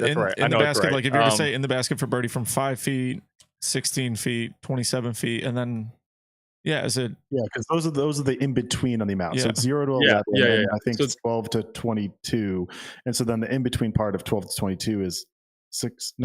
So for each, they give you 3 ranges for circle one and circle two. So I don't know why we don't use that in our stats already. I mean, there's no reason. Well, if we know, part of the reason is that you don't track where your attempts are. If you land circle one off your drive, it's par 3. That's true. Circle one off your drive, you missed your putt. Where'd you putt from? You could have been 1 foot away. We'll just make a driving stat then that have it says, oh, you landed, circle 1.1 or circle 1.2 or 0.3. That way oh, he's putting for birdie from circle 1.2. That's the middle range or something like that. I think. I mean, realistically, you could make it to where a player throws, Gannon throws a disc, and then he landed circle one. Okay, he's putting for birdie. What part of circle one is he putting from birdie from? So that I can see on UDisc, oh, Ganon Buhr is putting for birdie from 11 to 22 feet. So he's somewhere in that range. And then, okay, he made the putt, whatever. You could do that, but I think it could be good for like even the people, the commentators. I mean, maybe you have someone like maybe like a round one where, someone's not getting filmed. Let's say they're on a heater. They're pretty far ahead in the course. You're like, oh, blah, blah, blah is, whoever is 10 down through 16.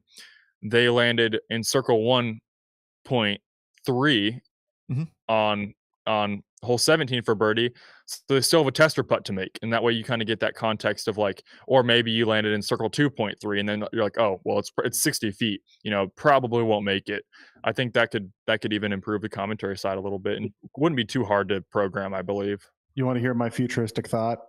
Yes. I think we should just drop circle 1, drop circle 2, just purely say it by footage. Hey, this person lands between 20 and 30 feet 50% of the time. Just that's it. That makes way more sense to the viewer. How am I than going to win circle 1. 2 putting leader again then? You are the best putter from 33 to 40 feet. That can be what it is. No, yeah, that'd be cool. Distance, that'd be a cool spread to see. It'd be cool to see like what the spread was. Like 2.1, like that. Yeah. That doesn't make sense to people. Like we're kind of going further down this hole of that's tougher to figure out. So I wanted to move on, and now I totally forget the question, but it was about putting. Oh no, I got it. Sorry about that.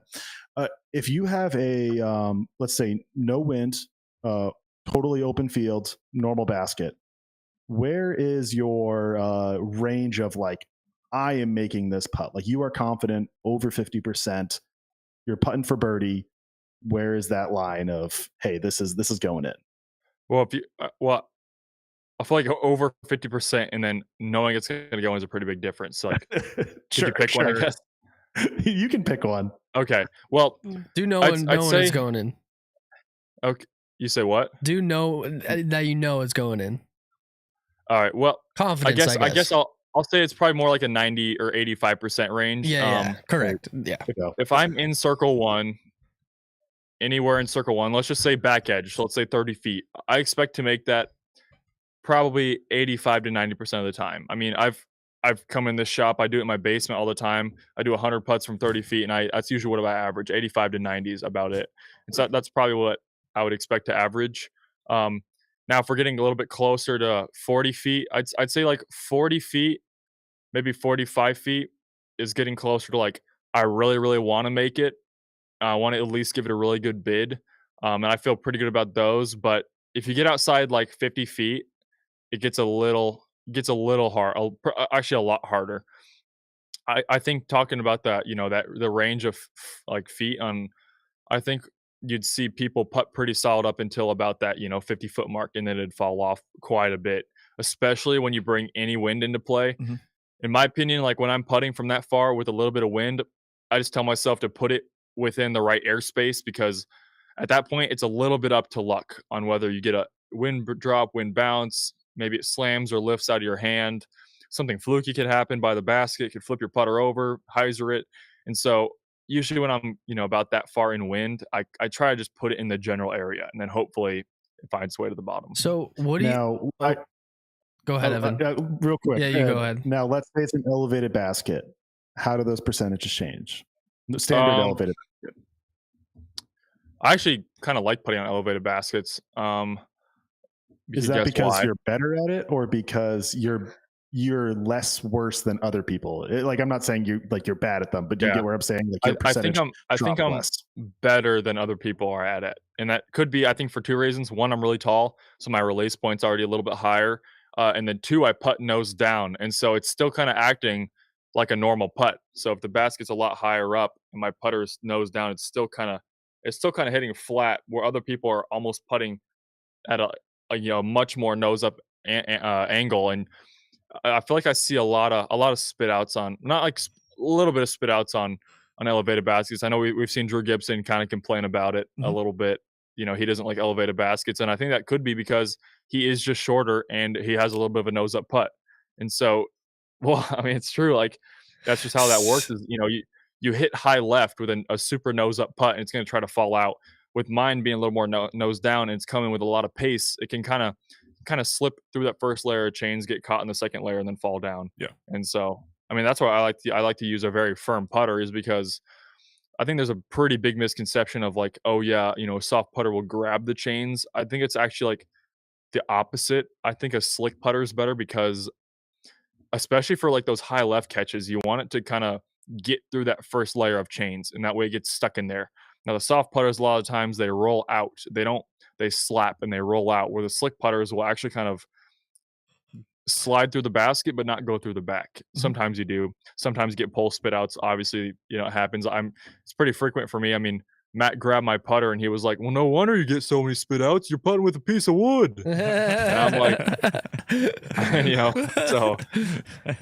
but it's all preference. Yeah. Personally, I think putting with a stiffer putter and somewhat firm is probably about the highest percentage. And that's why I think my circle 2 is pretty solid, is just because, I mean, just like driving, there's a wrong and right way to putt, and a wrong and right way to enter the basket, to where, my putt is actually making the basket a lot bigger. It's coming down in the basket, it's nose down, slight hyzer, so if it hits low left, it can scoop in. If it hits right side, it can still get that right side catch, where a flatter putt can actually, it doesn't like to scoop in low left because the wing is a little bit higher up, and right side, it's not diving into the basket, and so it can push out right. So there's definitely a way. If you look at all of our really solid putters, they all have that slight hyzer, and they're kind of coming in pretty firm. So you talk about nose down. Is the best way for that nose down putting it on hyzer? And how do you, per se, do you think this is the best way to putt nose down? Because I've tried it and it just doesn't compute with me personally. So, like, is there a secret technique, or is it just like figuring it out just with your own body and your own hand, or are you just like flicking it nose down a certain way? Yeah, I mean, for me that knows how to putt nose down, it's really, really easy for me to putt nose down. I'd say I putt a little too nose down, especially maybe when it gets a little windy out. Nose down is actually really hard to control sometimes. And so I go to a little bit more of a spinny putt, or I just putt it a million miles an hour, so it cuts through the wind a little bit better. Which, I'm a pretty solid putter from circle one. I think I was like right around 10 to 15th, so pretty solid still. But what I think about when I'm putting is pop my back three fingers kind of like up like that. And so a lot of people teach to open the hand whenever you're putting, and I think that's really, really wrong, because then you're losing connection with the disc when you're opening your hand like that. What I try to do is I try to use my back three fingers to pop it up like that. So, That when kind I'm of putting, Calvin commercial, like, that commercial that comes on DGM with Calvin saying like how that. he pops it up in the air. It's the same idea as that. It's all in the fingers. It's all right here in the fingers. When you're coming up, they're going here and they're extending. The back three are kind of pinched on the bottom of the disc, and they're kind of extending, and that's where all the spin comes from. So we can have a really clean arm swing, still get that spin from the fingertips. And so whenever I'm thinking of putting, I'm thinking of like almost. Can you grab me a disc? Is he eating a jar of guacamole? Looks like Yeah, pretty potato much. salad. And so, like, when I'm putting, I try to not open my hand like that. I try to like let it spin out of my hand. So you see, like right there, it's always on my fingertips. It's not like I'm letting go of the disc. Now, once you start to get to a certain height, then it just kind of falls off like that. But so that way that makes it a lot easier to putt, I feel like. So That way I'm not letting go. It's spinning out of your hand. And so you're getting all the connection in the fingers to spin the disc out, and you get a lot more spin, a lot more power. It's almost like a follow through on your shot instead of, like, I know when you putt, you Gannon hates his famously follow pull through. your hands back, but it's a follow through part one, then a follow through part two. Your fingers are following the other through. thing too is just keeping the disc like really in a straight path. And now for me, it's a little bit left of my body, but it's still a straight path to the basket. Some people is centered straight to path to the basket. Usually you don't want to be right of your body, because it kind of makes it a little bit hard to get power. But as long as your putter is traveling in a straight line to the basket while it's in your hand, you should be making most of your putts. Where people go really wrong, and it's when people teach, all that matters is that straight follow through, shaking hands with the basket. Well, they never tell you, you're swinging it way out wide in your hand. You could be going here. The biggest mistake I see is they come down, they swing out and around to the left to get more power. They open up toward the center, and then they follow through straight. Now, if you look at the follow through, it looks good, but the path was like this. That's never going to be consistent if you're trying to make it in a straight basket. So that's where, like, my follow through doesn't even matter anymore. When once the disc is out of your hand, nothing actually matters. That's my opinion. Gotcha. I feel like that's always true in sports, but when you're learning sports, they're learning the mechanics of it. Yeah, you look at a lot of the basketball players that are really good shooters, and they kind of like do a quick little pop, and they bring their hand back. It happens. A lot of sports, and people are really good at sports. It's just a very natural movement. Now, the mechanics leading up to that movement are really good, but I do think they teach follow through a little bit too much in a lot of sports. The follow through shouldn't be like an actual action that you're trying to like really exaggerate. It should just be like, okay, let me stop my momentum from the action I'm doing. And so, when you're throwing a backhand, you're not like really trying to bring your left side way up. It should just come up naturally. It shouldn't you shouldn't be thinking, oh, let me bring my left side up really hard. Well, it's not going to matter. Your disc is out of your hand. What you should be thinking about is what you're trying to do. Throw the disc, throw it hard wherever, well, not hard, but like throw it firm, confident wherever you're trying to aim. And then your body will naturally, be controlled if you put in the work and stuff like that. Yeah, Obviously, you don't want to be too, erratic with it, but Yeah. just keep I actually think it's the opposite. Like the reason that people teach the follow through is so that they don't stop too early. So if you have once you actually release it, then you are good. I agree. But I'm guessing kids or youth or new players in any sport might be stopping the action before it's fully released. So it's to teach them to finish the action to then overdo it afterwards. Well, so I think that's why once it's teaching good, the I hit get your point, reason the hit of not point's the most needing it. important part, in my Yes. opinion. That's why Yes. teaching the hit point instead of the follow through. If you're teaching the hit point and all of the momentum is going into the hit point, then once the hit point's over, you can do whatever you want. Yeah, it's And just a way obviously, of teaching to get to that point. I feel like there's multiple ways, and sure, you think that one way is overtaught, and that's totally fair.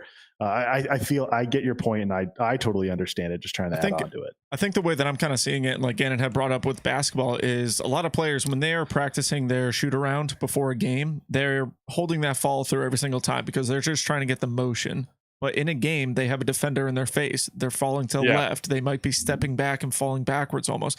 So the variables and the variations that players in their sports kind of change up what the follow through is. Like, if you're on a wooded hole, you get a tree behind you, you're not following through all the way with your backhand, or you're going to smack that tree. So now you have to commit to where your hit point is with cutting off your follow through. I think the same thing happens with putting. If you're straddling, if you have a headwind, if you have a tailwind, if it's left to right, right to left, there's so many different variables that is causing this swing. But the actual motion itself should be what Gannon's talking about, I think. And he explaining it, I think, actually very well, is getting that hit point consistent. I've always told people the best thing you can do is putt from 20 to 25 feet in an area where there's no wind. Learn how to get that follow through, learn how to get that hit point, get that release, mechanically make it sound. Then you're going to find more confidence on the disc golf course to where, okay, it's not going to be a perfect putt. Rarely do you ever sit there, you have a 25 footer with absolutely no wind, flat ground, the best basket in the world. Just it does not happen that much in our sport. So being able to adapt to the conditions is also huge, but having that hit point is key. Yeah, comes to like practice putting, same thing. I think it's a little bit of misinformation is people will say like almost only practice putt outside because that way you're in the conditions that you're actually going to play in. And now obviously, yes, you can learn from that and get good, but you're almost never getting, especially if it's a little a decently windy, you're never getting a consistent motion with your arm.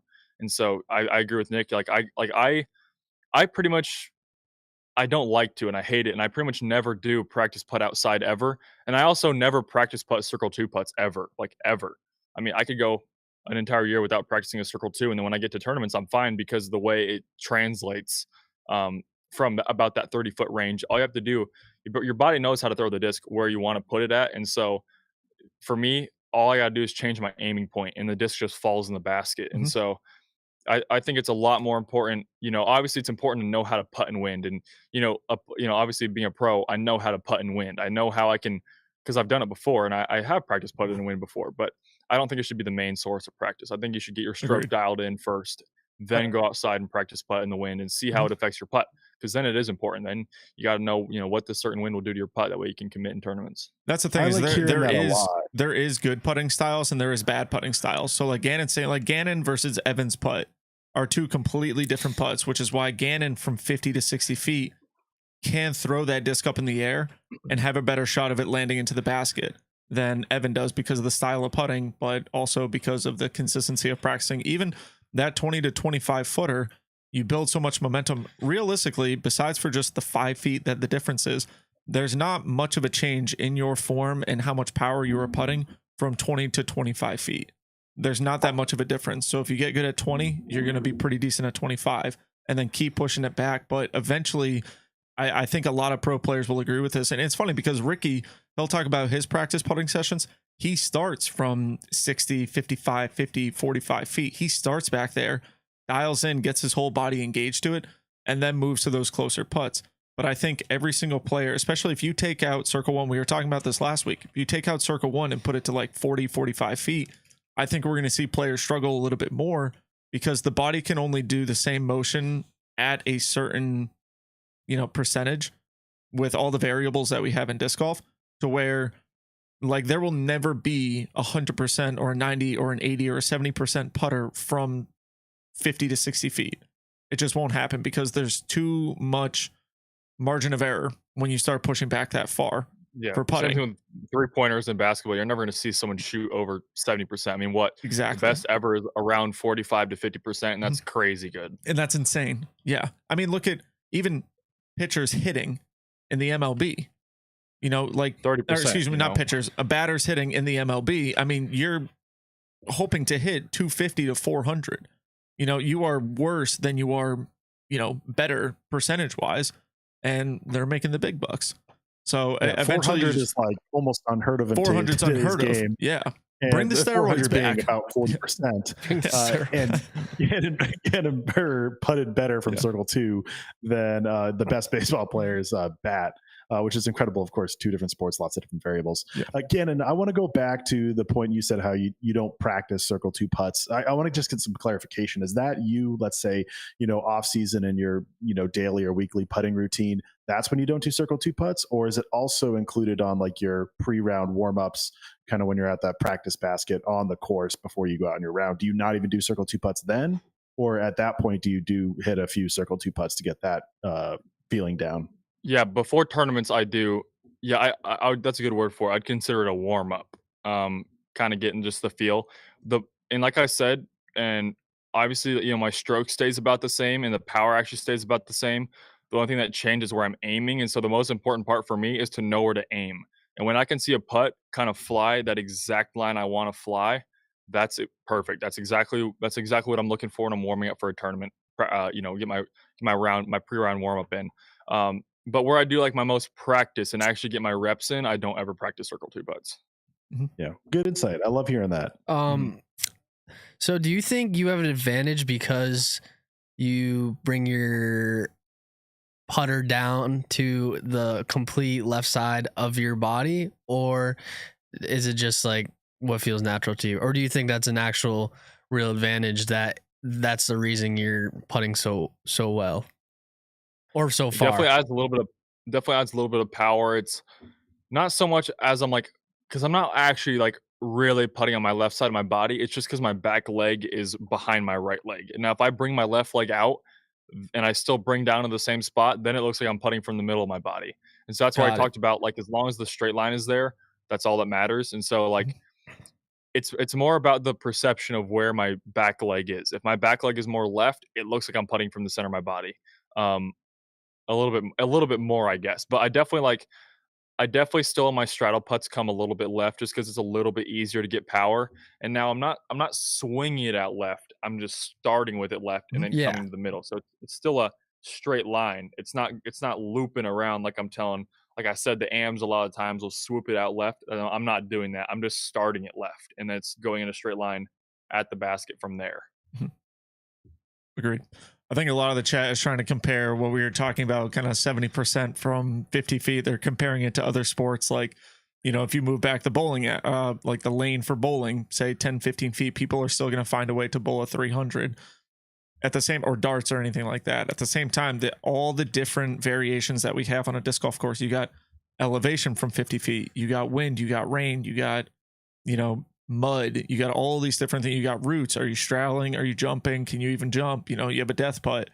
We just won't see the percentages. I think in my lifetime of disc golf, I don't think I'll ever see someone from circle two putt above 50 to 55%. Like I don't see it happening. I don't think that'll happen, especially the way that tour courses are moving. I think courses getting a little bit longer, a little bit harder. You're going to see a lot of players ending up short of circle two. We were talking about Andrew Marweed earlier. Throwing wise, not the farthest thrower, but he's able to lay up from 90 to 120 feet. he puts himself into circle 1. So the times that he does get into circle 2, if he misses that putt, it hurts his percentage that much more. One of the questions that we had, Gannon, last week, we were just kind of briefly talking about it before we wrap up, is extending circle 1. You know, it's a 33 to 34 foot circle that we have right now, pushing it back to 40, 45, 50 feet. What's kind of your take on that? I wouldn't mind it at all. I think we got to eliminate step putting or jump putting, because like you don't need to do that. If you're like, especially on the pro tour, there was no reason that you need to be step putting or jump putting outside the circle now, or what? Sorry, outside of that. Let's just say that range, that kind of 35 foot, 33 foot circle range. If you're outside of that, you know, I don't think you shouldn't have to jump until 60 feet, in my opinion. Like, and even then, that's a little bit weird because, like, but it's also kind of a weird rule though, because then almost everything, I'm not sure if I'm saying it right, but like would become like a falling putt then. Like you what, then you just can't fall through in the fairway either. So you have to have some kind of regulation to that way you can still kind of fall through in the fairway. But in terms of like, yeah, circle 1, I wouldn't mind it moving back to maybe 40, 45 feet would be a good number. That way it's still kind of that range you want to make it, but it's just a little more difficult.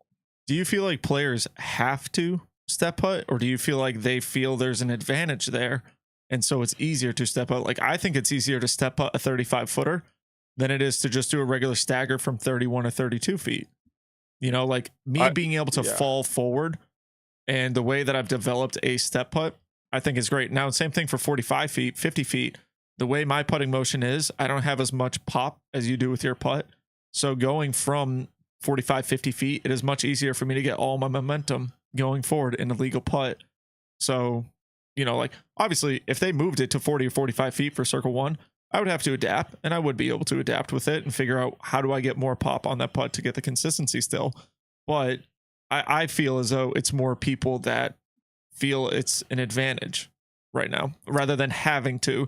Chris Dickerson can putt from 40 feet standing still, and he can probably do it better than most people, but he has found that it's consistent and better for him to step putt from 35 to 40 feet.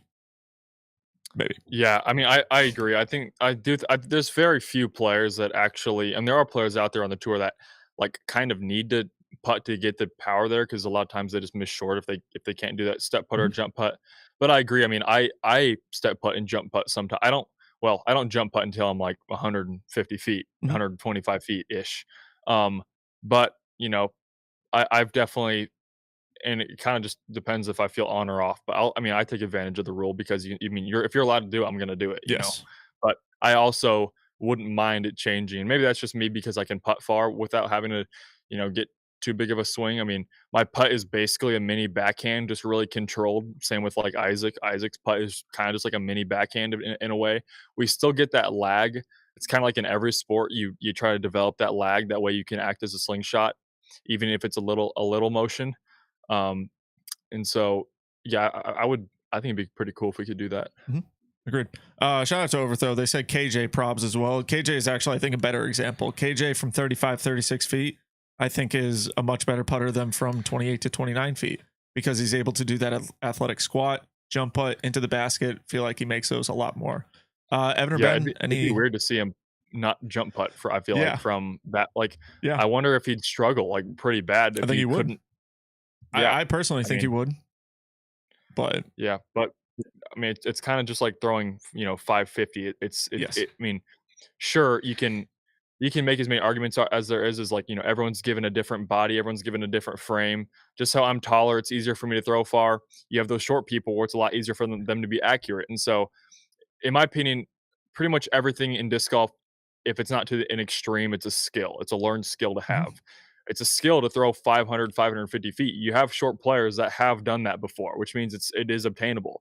There's no reason certain players can't throw 550. Like, if you put the work in, you work out, you get your timing perfect, it's possible for a short person. Just how it's possible for me to be accurate. I'm not there yet, but I'm working on it. I'm working on being accurate and nose up from 250. I think Calvin and Matteo are about the best examples we have, maybe even Ricky, that are tall players with lanky frames that are still accurate. And so that's kind of where I'm aiming to be. It's definitely like the main thing I've been working on this offseason is trying to get a consistent swing to where it's always going to be I'm not going to have those kind of shanks. I'll get up and down more. The percent will be higher that I'll be able to get up and down. So I think everything's pretty much a learned skill if you don't take it too far. If you're not accurate, then I don't know what I am. You're not accurate. You're definitely not accurate. You're about the most inaccurate player I've ever seen. Thank you.